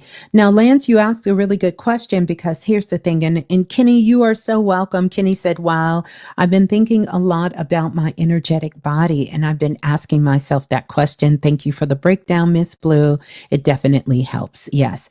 And then also here's another thing, Kenny, because, initially when you asked the question, I thought, is he asking for himself? And the guides were saying yes, because he's a healer and he doesn't know it yet. So sometimes we will come down with these seemingly out of the blue type ailments because it is a way for us to get into doing our next level work. So follow that because many of us who are healers, we have healed ourselves. And this is how we know that we can assist others in healing. You understand? You want to see a confident healer? I guarantee you that healer has healed themselves. Like healed. I'm not talking about, it lasted for 2 months. I'm talking about something that most will struggle with for the rest of their life or even lose their life to. A lot of healers come into their healing work through that modality. I certainly did. So there's been many things that I've been able to heal myself from. And this is how I know for a fact I can help others facilitate healers. And believe it or not, there are healers on the planet that can heal you. Even though for myself, I can't heal someone if they don't want to be healed because we have free will, if they don't want to be healed. If they don't want to be healing, no one can do that. So I always give credit to the client, to the person I'm working with, because they have to continue to do the work. Yeah, they have to continue to do the work. But Lance, I wanted to say this because your question was so good about that spirit guide, because here's the thing. We do have people who are in physical form on the planet, and I've talked about this for many years, who are spirit guides and they're in a physical body. But it doesn't work how you think. So you can be a living spirit guide. In most cases, it's very rare. I've talked about the rare case on the show with a brother who was in self-invested and a few other people. But most spirit guides, when you're helping people in the astral realm. You're not helping them in your waking state. You're helping them in the astral realm. In fact, one of my guides took me on a trip and showed me how. I'm going to give you an example. Let's say you're in the store. This really happened as well. Let's say you're in the store and you see this child with their parents. And you see the parents being very, very mean to this child. Like, clearly, they don't have love they don't have love for this child. They have no love for this child, seemingly, because of the way they're treating this child. And it really bothers you. Like, you go home, you're thinking about it. And you're saying to yourself, I should have said something. Like, I can't believe they were doing this to this child. And the child was just being a child. And you're there,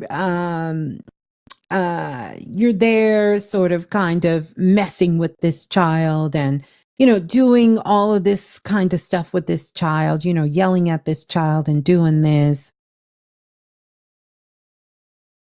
And, it bothers you. That night you go home, you have a dream about it. After you've had that dream about that child, you still kind of wonder about that child. Fast forward 8 or 9 months later, you see the family again, but this time the little child is playing and the mother is holding the child's hand and telling her, it's okay, you can go over there and look, but I need you to stay close. They're not yelling at the child no more. None of this is going on. Know that your awareness to that played a role in it. And chances are in the astral realm, you really help to sort of kind of raise the veil to bring some consciousness to that family, to that child, to offer support in that way. And Child of Prophecy said, sometimes life coaches, gurus are guides. Well, for definition of the word guide, we can call all of ourselves a guide in some way. But specifically of how I categorize spirit guides, that's what I was more so speaking to.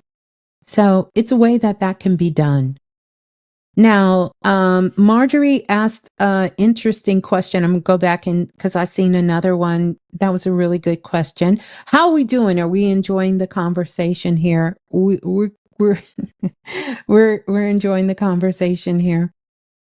So Marjorie said, what about healers that heal others unknowingly? So the truth is we all are healers in some capacity. Let me tell you why. I used to get this question all the time. And people would say that, hey, I don't want to work on my job anymore because it's a bunch of energy vampires on my job. And I can literally feel them sucking the life out of me. I can literally feel them sucking the life out of me. So here's the truth. The truth is, if let's say you live in New York, let's say you live in the Bronx, and let's say you're getting on the train. It's early in the morning and you get on the train, you're headed to work. And when you're on the train and you're sitting there and you just kind of ride, when you're riding on the train, your body is moving. Your body's doing this. You ever rode? Those of you who know, your body is, I don't care how still you think you are, you doing like this. You doing like this. You're moving, right? But all of a sudden you see this person that's kind of sitting adjacent to you and you can literally feel them. You can feel them sucking the life out of you. That's a real thing. Just like when you go in the office and the people who sit next to you, that's always gossiping, never do their job. They're sucking the life out of you. Two things are happening. Number one, when you are the highest frequency in the room and someone is sick, physically, mentally, however they're sick, and they need some energy, your energy will naturally leave your body, your auric field, and it will go to them. It will go to them. And they will take as much as they need. They will take as much. I've taught this over the years. They'll take as much as they need. I'm going to give you a caveat to this. They will take as much as they need. They will take it. Because they need it. They're going to, they're sucking the life out of you. You think. But here's the thing. If you surrender, then you start using universal energy. and it's not your personal energy. Now, that still is not going to change the fact that you can't stand them folks on that job and you want to go work somewhere else. That may not initially change for you, but that's how that happens. That's how that happens. That's why it's not good to be a people pleaser. That's why it's not good when you start getting into this work that you overgive and that you over nurture. It's not good to do that, because then you are now allowing the vampires to come and feed off of you, and you're getting nothing in return. Nothing. But when you get into your awareness, I know when someone's pulling on my energy. A big part of my work when we come together is to raise the frequency in any environment that I am, and to get you to raise your frequency up, either to where my energy is, if not higher. If not higher. That is my whole goal. So in the beginning, when I started doing this work, people would say, I feel so good when I talk to you. And I was like, wait a minute. I don't know if I like that. What do you mean you feel good? I want you to do more than feel good. I didn't really understand in the beginning what that translation was for me when they would say, I feel good when I talk to you. Like literally people were getting healed, and still are, by listening to my voice because of the harmonics that is in my voice and my frequency. We've done shows about this. Brother Bobby Hemmett has talked about this on shows with me, Brother Panic as well too, because of the harmonics and the frequencies in my voice. It's a part of my healing that I have. And I can honestly say I got it from my grandfather on my mother's side. I've told this story that people would come, white, black people from everywhere, come to him, and he could talk to them and they could get healed instantly from him speaking to them. Well, energetically, we all hold that, especially those of us who are doing the work on ourselves and we have raised our consciousness. So literally, you could be standing in the middle of downtown Detroit, over there by where Eminem live at.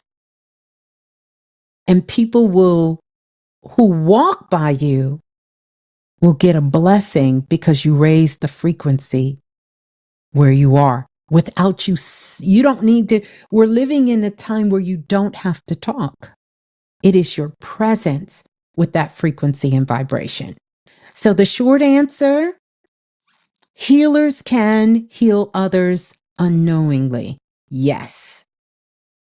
The long answer, if a person doesn't want to heal, because everyone really heals themselves, no. So that gives you some more insight on that whole healing component so that you can understand. But there is such a thing as people sucking the life out of you and being vampires that just come to feed. This is why I've always told people I don't like free shit.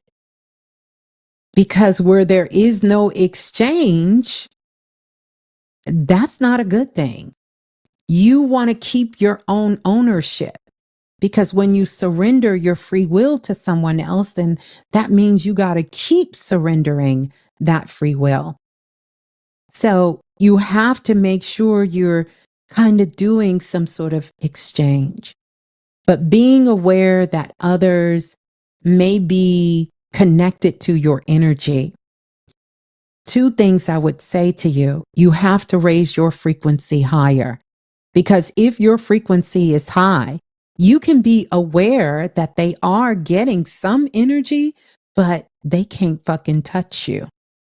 They can't penetrate your auric field at all.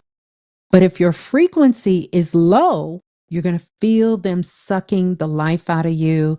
You're going to feel all of the negative energy of that exchange coming back and forth, back and forth. And it's almost like this concept that Richard Green wrote in his book, I can't remember, 48 Laws of Power, how you could trade places with people.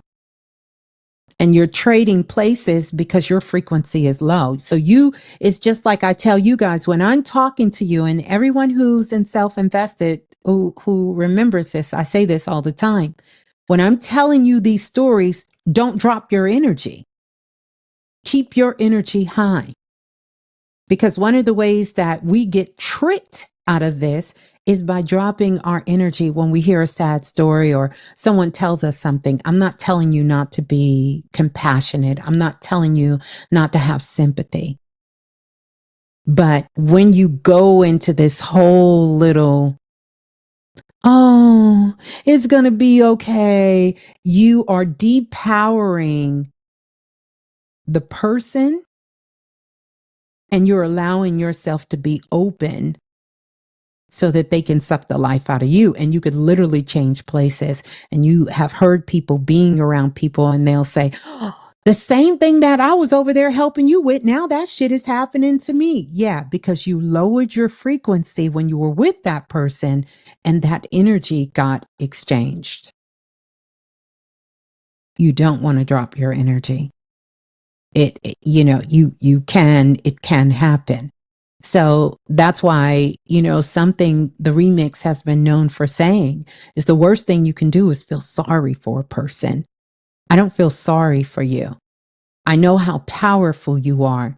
And definitely I'm here to assist and help you, but I'm not here to feel sorry for you. That's the worst thing I could do for you and for me, is to feel sorry for you. So yeah. Mm-hmm. Yeah.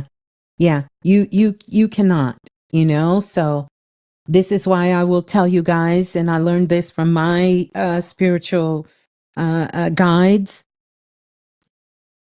stay out of your heart, because it's causing you to go make bad judgments. It can become asinine for people who don't know how to tap into their true heart. And so it has you doing things, saying things, staying in unhealthy situations, making misjudgments based on your pure manipulated matrix feelings and not your true authentic feelings. So, and it will keep you in a lower vibration when misused, so yeah. Mm-hmm. Welcome on in. I see so many of you guys joining us here live. So great question, Marjorie. It's a great question. C. Diggs said, I have learned to be an observer instead of reacting to every sad sob story. Absolutely. And this is the week of scammers. I want to say until the end of the week. And I mean that in the most authentic way. So, keep your head on the swivel,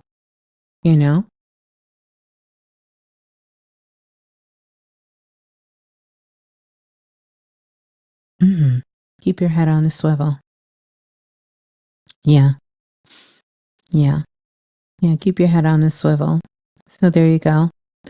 Yes. Ashley said, hey, on a plane, dropping in during my layover, waiting to take off. We are sending you so much love. Good to see you.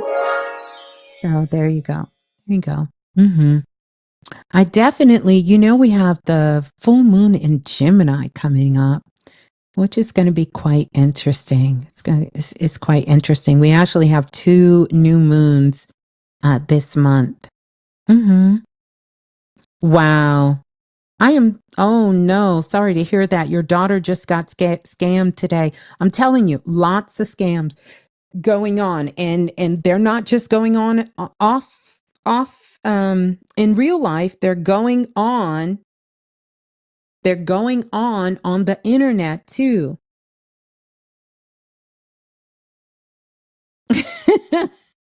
I don't know. Mm,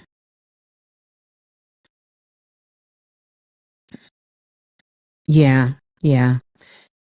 Yeah, it's definitely going on this week. It really is. It's going on. The energy is there for people to do it, and you want to make sure that you are, waiting for things. AI scams too. I don't know about that, but I guess you would know. I'm sure it can happen. Hmm. Speaking of which, let me check something before I make this conversation about it. I had a situation that someone sent me a DM about. I'm not going to blow the person up about the DM just because it's not necessary. But they had a comment to me about why did I reply to a brother's conversation that they left to me in the way that I responded. And so I took a moment to respond to the conversation. Um, and I wasn't going to respond. And but I did ask them why did they want to know? And they said because the way you came at that person, that's a good brother. And I want to say this to put it on record. I'm sure that person may be a good brother to them, but that brother is not a good person to me. Um mm, they have sent me some very inappropriate text DM messages that was way off the cuff, and they have said a whole lot of disrespectful and very I don't even know the word for it, inappropriate things um to me. Now, I have ignored it for the most part. I've ignored it. But I noticed in ignoring it, they started to make comments on my public posts with these little uh disrespectful comments in it. And so I checked they ass on it. And I will check them again about it. I just say that to say, you can ask me whatever you want to ask me. But just be prepared for the answer. Be prepared. So I did my best to not totally block the person. But rest assured, they will get totally blocked next time and reported. Blocked and reported. No one has a right to come in your world and disrespect you and think that you're supposed to just take it because that's what they're choosing to say. So to answer that brother's question of why did I say that to that brother? Because that brother may be very respectful to you and maybe to other women, but they are not respectful to me. Don't talk about kissing me on my lips and licking and none of this other crazy fantasy, sick, twisted shit you got in your mind and think you're going to keep DMing me and posting little innuendos in messages and nobody's not going to check you on it. So I thought I'd address that. Since we all here together, yeah, Brother Lance, yeah. Mm-hmm. Yeah, yeah. You know. Ashley said, stand up and call out the trash. Yeah, because sometimes people think, oh, she's spiritual. Huh? Yeah. And I'm never going to stop being spiritual. Never. And checking you, calling you out and telling you who you are and showing you my receipts, because I keep receipts. No matter how far back they go, I keep receipts. So, there's that. Sheila said, who need to be checked? Sheila comes through every single time. Listen, I thank you guys for the love. And, but I just want to let you all know that, because some of us are moving into this energy where we're going to have that. You're going to have people, which I'm not going to say I'm used to it. I understand that there's going to be people who love and like you. And then there's going to be people who can't stand you. And then there is people, because there's certain energy that people sort of get obsessed with. And they don't even know. It doesn't even mean that you're doing something amazing. And it doesn't even mean you're doing something crazy. You know, sometimes, and I don't like to see it when people try to make other people the victims of other people's BS and foolishness. You know, I witnessed a conversation of someone was struggling to say something and they blamed it all on their ego. But because I am who I am, I knew what this person was trying to say. And I knew the person in the room was also pretending to be somebody else, like the twisted stuff that people do in their minds, just so that they can express who they think they're trying to express in this world. It's crazy. It's crazy. It's crazy. It is. But we're going to have some of those times, because there's really no filter at this component we're in. It's really no filter. Like, people are truly showing you who they really are. They're really showing you who they are. And in the words of Maya Angelou, and I believe that's the person who said it, if they show you who they are, believe them. Why am I going to question who you're telling me you are? Why would I not believe that's who you are? You know, just take it for what it's worth. Believe that's who they are. And I know who you are. Even though you're using a different name here, I know who you are. Yeah. So, any other questions? We've been here for about 2 hours. Let's get some sparkles. Let's get some sparkles. Ooh, that seemed like that was a good conversation. Let me see what Brother Lance is talking about.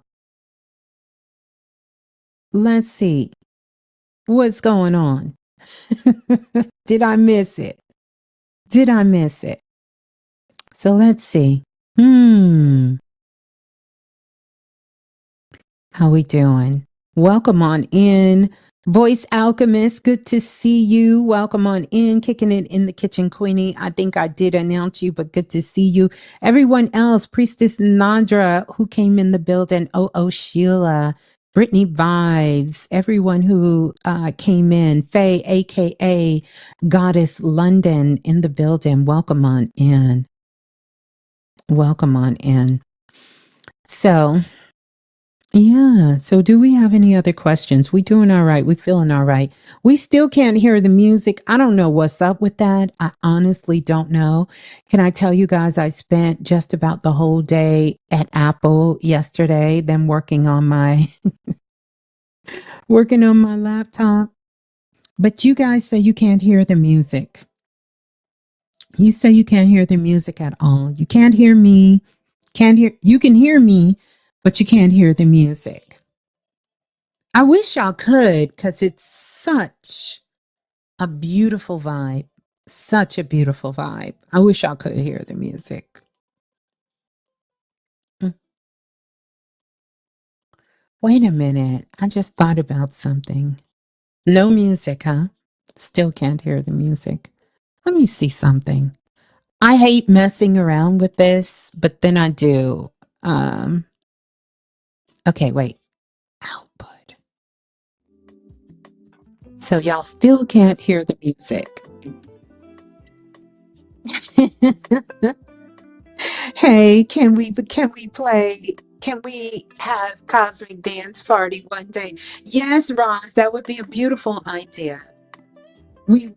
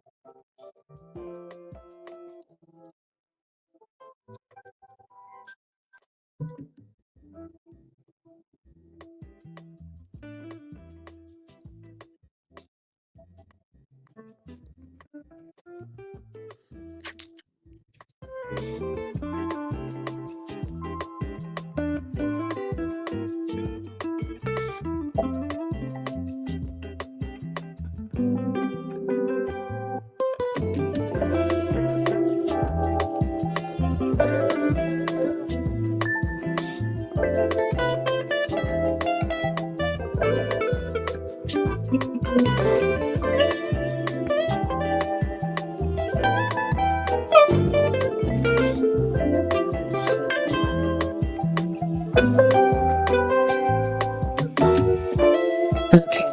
Can you hear me now?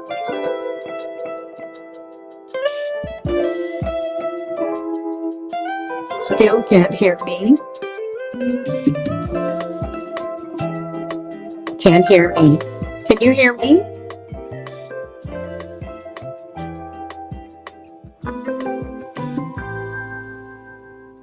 Oh. So let me tell you about that vibe. The name of the song is called Matcha Latte. But could you guys hear me and the music at the same time? I'm just curious. Yes, I can hear the music. Really?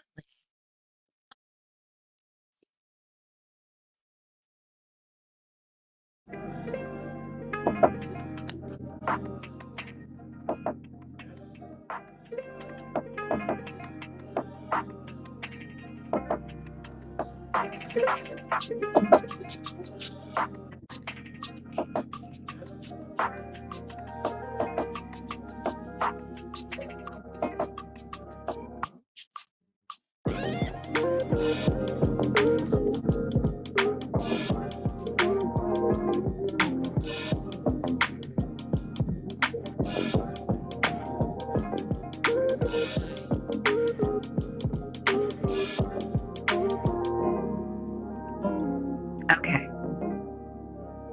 Is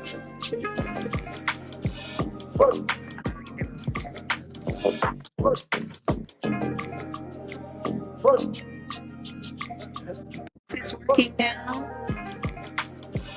Okay.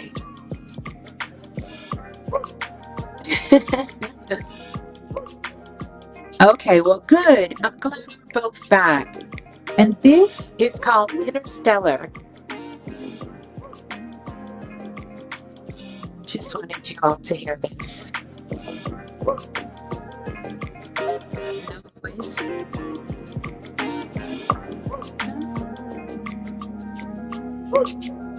Hmm.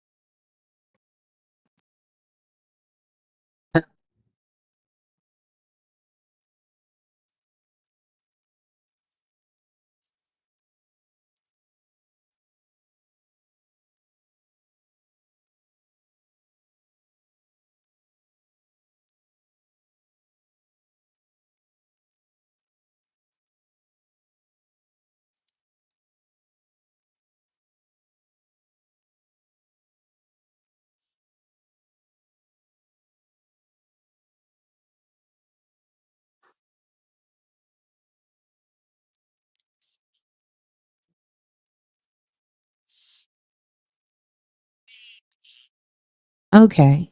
Can you all hear me now? Your voice goes in and out. It's still going in and out. Still going in and out. Margie says I'm going in and out.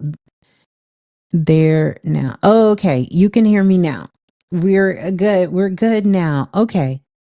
One more try. I just want to make sure maybe this is it. I don't know what I honestly don't know what it is, you guys. So, okay. So let me know. Can you hear the music? Can you hear me? Both at the same time.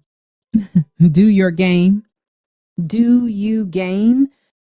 I don't. Oh, you mean like gaming? No, I don't. No voice coming through the computer. So how is somebody telling me that see, this is what I'm talking about right here. We gonna put you in timeout because we don't need to hear, we're not here for none of that. But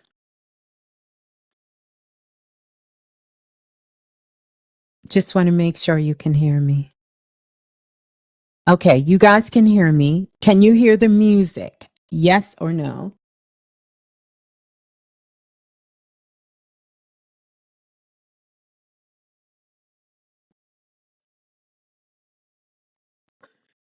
Okay, good. All right, so we can stop that. I just kind of wanted to. What y'all saying no to? Currently, no music. Okay, you couldn't hear the music. Okay, that's fine.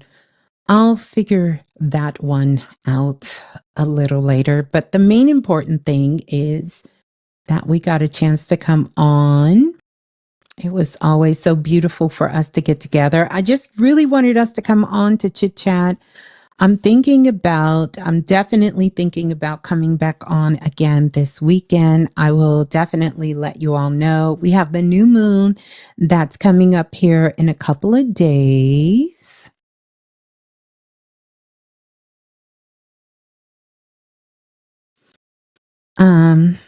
Let's see.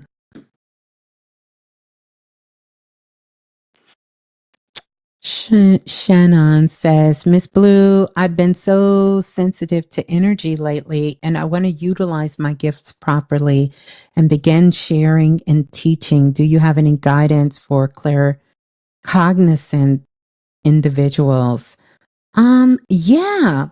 Well, I think it's beautiful that you want to begin to start sharing and you want to start teaching.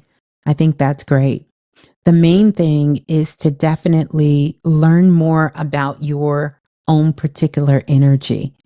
And, I have some great tools in my digital store for you to begin to work with. I think that's some great things. Any of the elements will be really great. Also great for you to go back into the past shows, downloads, lots of tips there. But really, two things. Make sure you work on raising your self love, your self vibration, so that you can balance that energy out. Find a particular class, find some modality that interests you about sharing and teaching, and what does that look like for you, and start taking some classes. And then start slowly working out there to do the work. We do not have enough teachers and people doing the work on the planet. And we have so many more souls that are waking up on the planet. And I would just encourage you to share where you're at, share your authentic truth. Some of the best lessons are taught through our own authentic path. And so that's one of the things that I do in conjunction with teaching the classes and sharing with you guys is you get a chance to see me through my evolution and growth. And I share that with you constantly. But I think it's great for you guys to get out there, those of you who are feeling called to do something, and to start doing it. Start doing it. Making sure that you're taking care of yourself, though. These gifts are not here to be gifts for everyone else and curses for ourselves. We are not living in those dark ages of times anymore. And I think so many times, so many of us think that, I have this wonderful gift, but I'm still here suffering and I'm just meant to be a sacrificial lamb. This is old, outdated teaching.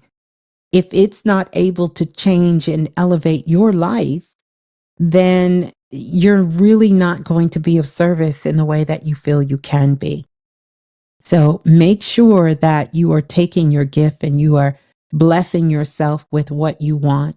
Because one of the things that I know so much, the thing that we love and we want so desperately to share with the world is what we need for ourselves. And as long as you don't forget that, that will keep you in a very balanced and a very authentic expression of who you are. Know that what you want to share with the world is what you need to learn for yourself. So desperately, what you need to learn for you. And it's meant to be a gift to you as well. You know, it's meant to be a gift for you. But I say, get out there. You definitely have beautiful healing energy vibes. You know, so find a course, find those things that you really connect with and dive in, you know, and make sure you're doing that diving in for you, because then you can teach from an authentic point of view. You know, you don't want to go learn something from someone who hasn't experienced it for themselves, you know? So congratulations. I think that is so beautiful for you.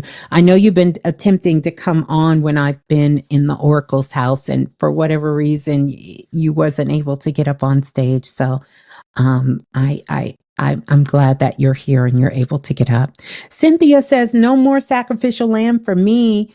I am learning for me. Yes, learning for you. And you can share for the world. It doesn't require your sacrifice. You no longer have to sacrifice yourself to assist others. You don't have to do that. That's not required anymore. That's old world thinking. CL Ruff, been a minute, but I enjoyed tonight as usual. Learned a lot, very refreshing. So good to have you in the house, brother. Good to see you. So yeah, you no longer have to sacrifice yourself. Aren't we glad that we're living in a time that that is not required anymore? Mm-hmm. Being kind and being nice is not the same thing. Absolutely. Being kind and being nice is not the same thing. It's not. And nice is an option. Nice is an option.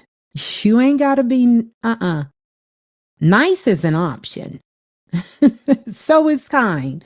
But nice is definitely an option. Thank you for that, Queenie, as well. I want to remind you all about the upcoming workshop that is going to be on the 21st. I'm going to pull it up here and put the link in. How many of you are coming to the workshop on the 21st? Let me see. Do you even know about it? Because I don't even know if did I talk about it here? It is the winter solstice. Let me get this. I'm trying to grab the link here. If it'll let me. I almost busted out singing a song. I'm glad I didn't. I forgot I'm on camera. But there we go. There's the link. And the link is for the winter solstice portal, closing out 2024 with grace and power. The Know Thyself, the activation of 2025, galactic and transformative. This is going to be a one-day workshop that we're going to be working on. We're going to be doing rituals. We're going to be getting together, and we are going to be closing out the energy for... Oh, wait, I just put myself in timeout. I thought that was something else. My bad. We are going to be... James, I'm so glad you're going to be there.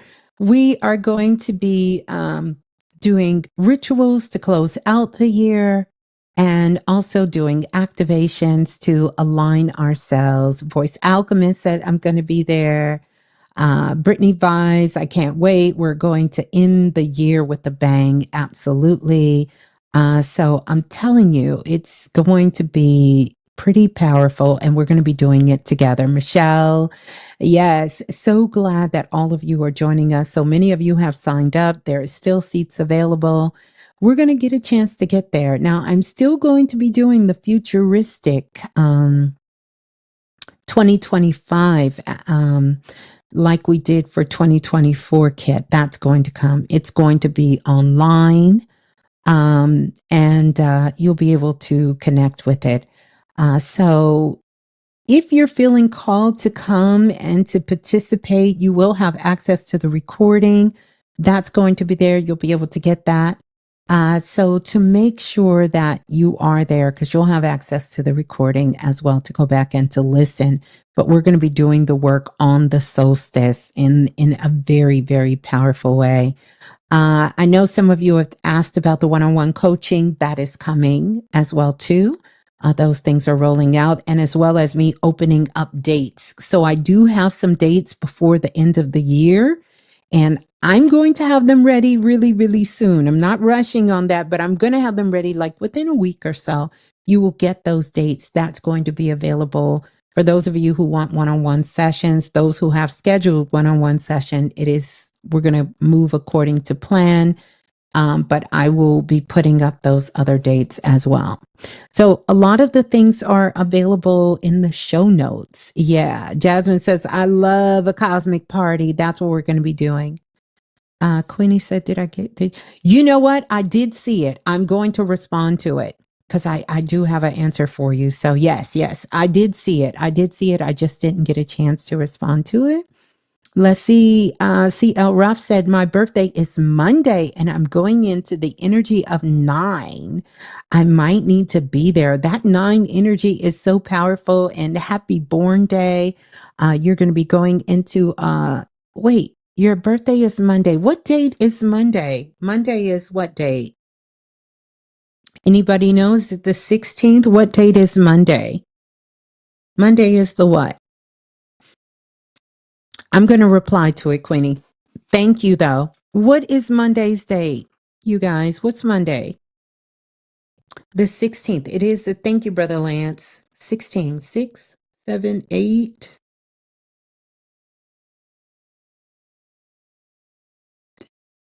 Mm-hmm. Mm-hmm. Mm-hmm. Mm-hmm.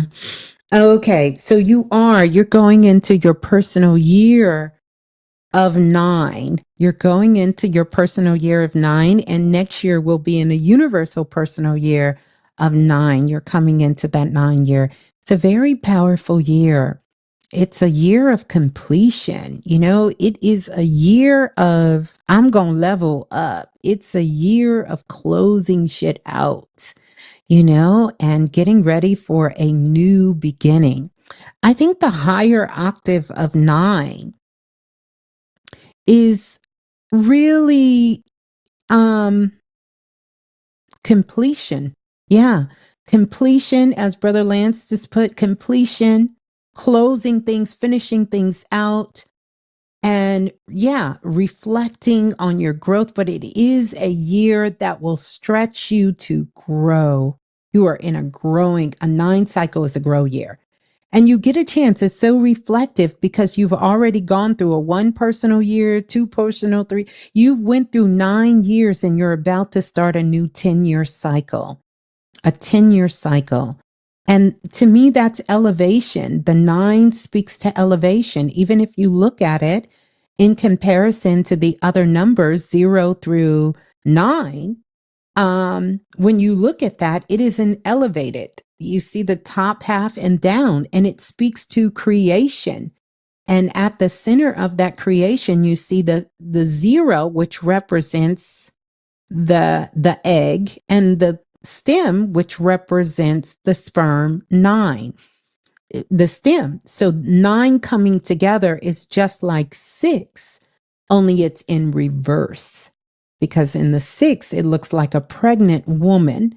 So it speaks more to nurturing. It speaks more to giving birth to something new and creating something. And 9 speaks to the creation has already been born, and now the creation is growing. The creation is growing. Yeah. So this 9-year is a growth, the growing up on planet Earth cycle, I call, where you go to the next level of your growth and evolution of who you are, you know? So you're coming into more of your Godhead energy. Yeah. You're coming into your Godhead energy. And so the cycle after that, you start all over again, which is the 0 and the 1. But because we are on this dimension, it is flipped and you get the 1 and then you get the 0. Yeah. You're still in your 9 cycle year now, completion, ending, growth cycles and cycles. Tremel, beautiful, because you will lead the forefront for people who are in your inner circle and that is connected with you, because you will be going into a 1 cycle before the universal 1 cycle. So you're one of the ones who will go forward and open the doorway for everyone else to come through who are coming through their 9 cycle, where the universal cycle is 9, meaning the external energy on the planet is an energy of completion. We are closing out cycles, hence why so many people are losing jobs. So many companies are shutting down. And believe it or not, one of the biggest layoffs are coming from the IT industry. This is where one of the biggest layoffs are coming from, the IT industry. But we're also going to see this impact us in other areas. You're going to see big layoffs and big things, something we haven't seen in a long time. We're going to see a lot of schools closing, lots of schools from the local level to academia. We're going to see some big schools closing. I'm not going to give away all of my predictions here. If you're in the workshop, we'll talk about them there. And you're also going to see, I had this vision and it was clear as day. It was a volcano and the volcano was spewing out. It was erupting. But what the volcano was spewing out, it was milk. It was coming down milk and the people were running and falling. It was so weird, falling into the milk. Anyway, I'll talk about that. But anyway, the milk is going to be a big trend.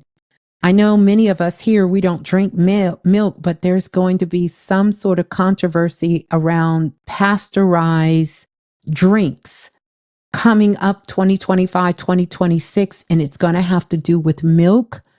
It's going to have to do with orange juice and these things that are that go through that pasteurized process. But it was milk, it was orange juice, because afterwards I was in a store and it was an old lady and she was taking all the milk out of the refrigerators and she was taking all of the orange juice. And it was another kind of juice that I seen in the vision, but I couldn't tell what kind of juice it was.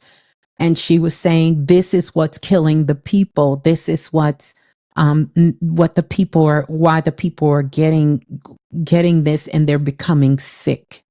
And it's a long story. We'll have to talk about it in the workshop or when I do the end of year closeout and do my predictions. But it's going to be some big things that happen with that.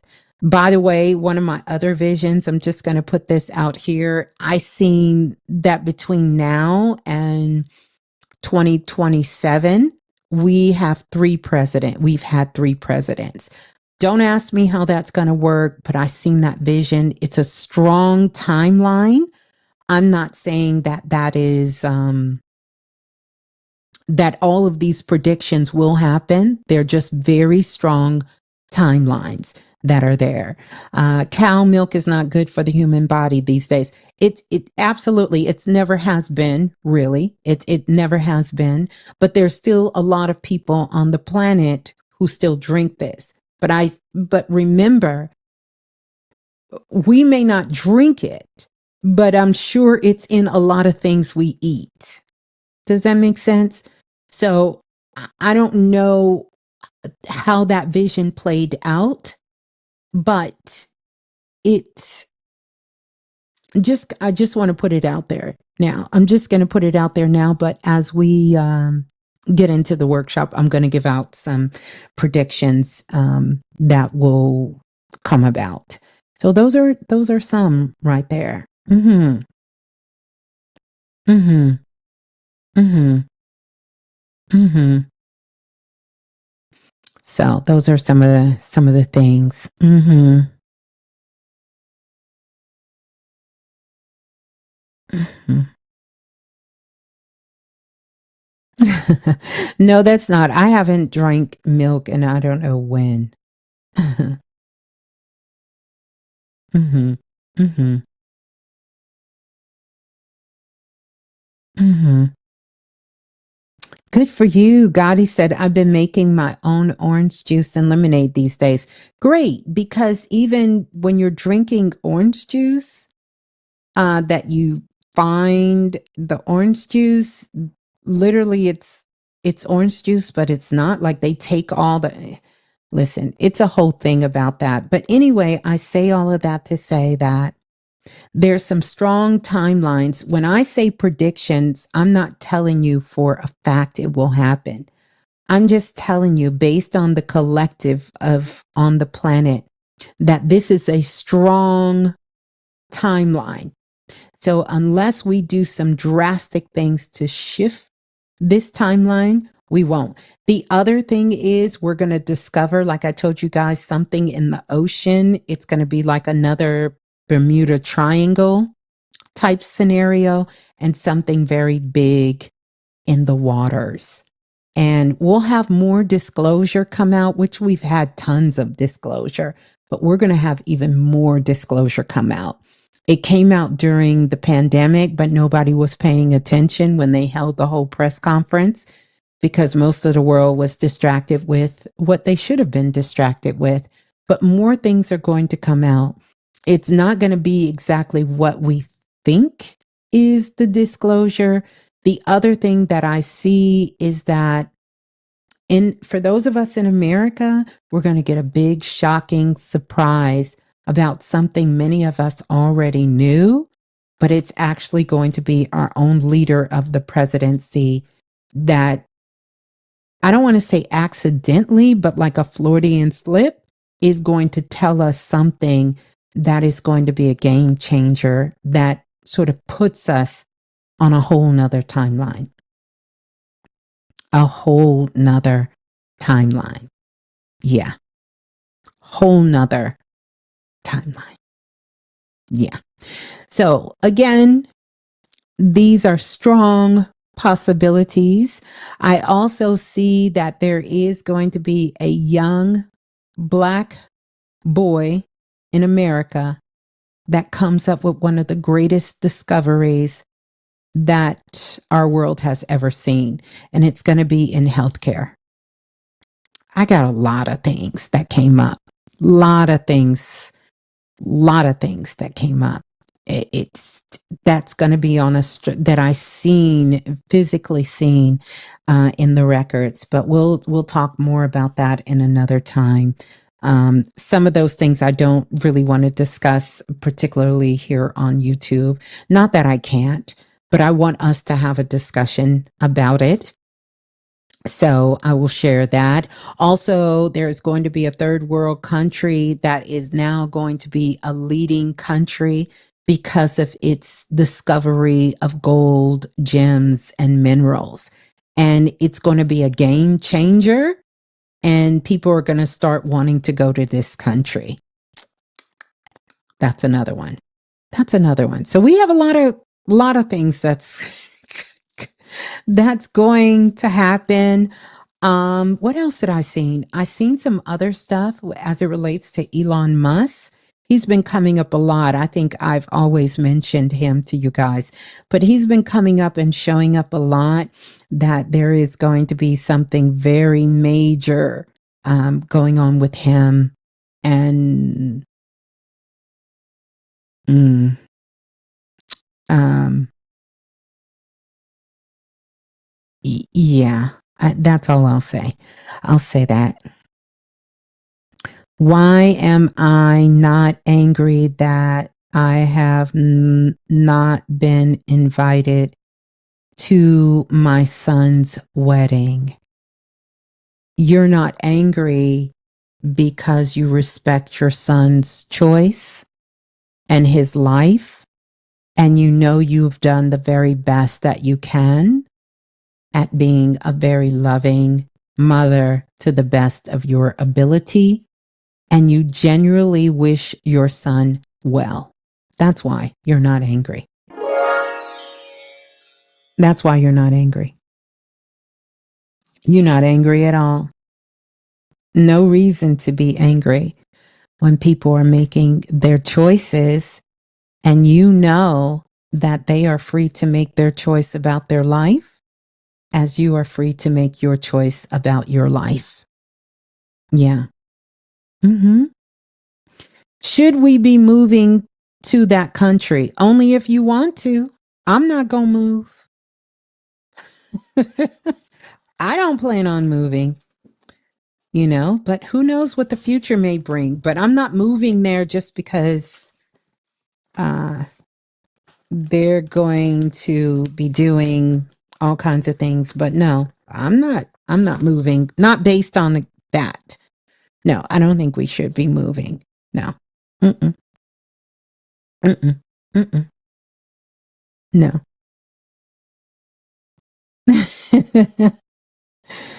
I've been wanting a second passport. Well, get you one. Get you another passport.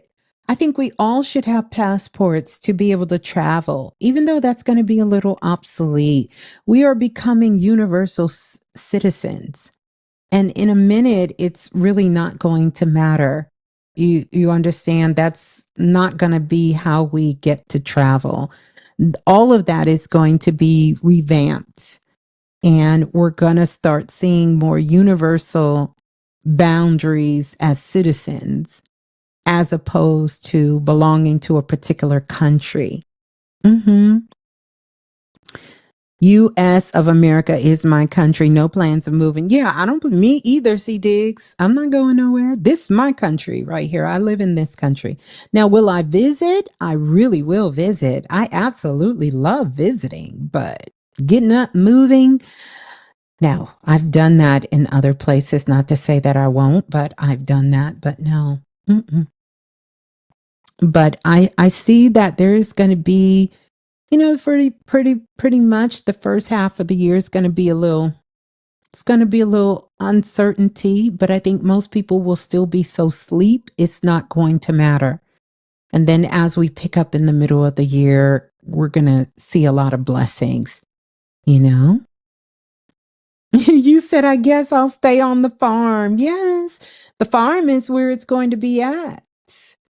The farm is where it's going to be at. And anyone who has any kind of skills when it comes to electricity and when it comes to plumbing and any kind of brick mason and building skills are going to be some of the forefront, uh, uh, um, richest, abundant entrepreneurs in the Western Hemisphere.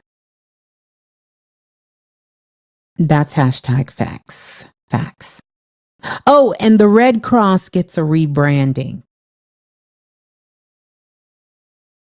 That's a strong possibility. And they might even change their name. I'm going to go because if not, I'm going to do my whole prediction show right now. And I don't want to spoil it.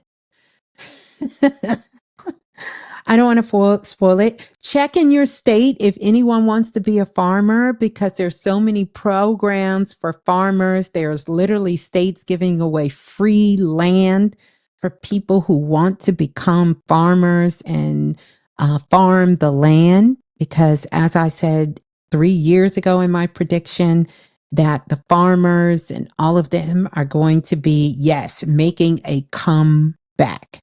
The farmers are, we're going to start only eating food, dominant food that is grown in our state. If it's not grown in your state, chances are you may not get to eat it. So that's where we're headed. And we're going to really start respecting and building our neighborhoods. We're going to see that sort of nostalgic feeling comes back when we had a community center where we, on the weekends in the summer, having block parties where neighbors get out and look out for each other. We're kind of moving to that. We do have some times that it's going to seem like it's going in the other way coming up. But for the most part, that's where we're headed. Yeah. Mm-hmm. Yeah. Well, I need to move from this state. Well, you can move, put it on your list and start taking actions toward it. Toward it. Las Vegas is too dry, but Las Vegas can be so beautiful though, and you're so close to Arizona. Hmm. Hey, Knox is an electrician and a farmer. Listen, that's it. Yeah, farmer did mean husband back in the day. Sure did. And at one time, shoes was used as money. Give me your shoe. Well, listen, it has been beautiful connecting with everyone and talking with everyone. We're going to get out of here. I love you all. Enjoy the weekend. Remember the energy in the card reading at the end. And also, don't forget to download. Come back, leave a comment as well. And, like, share, and subscribe and pass the show on if you know someone who knows someone who knows someone. And I'd love to hear your thoughts and for us to keep the conversation going in the comments. So peace and love, soul family. I'm going to sign off. I love you all. Oracle kisses. Peace and love. Ciao. Have a good one.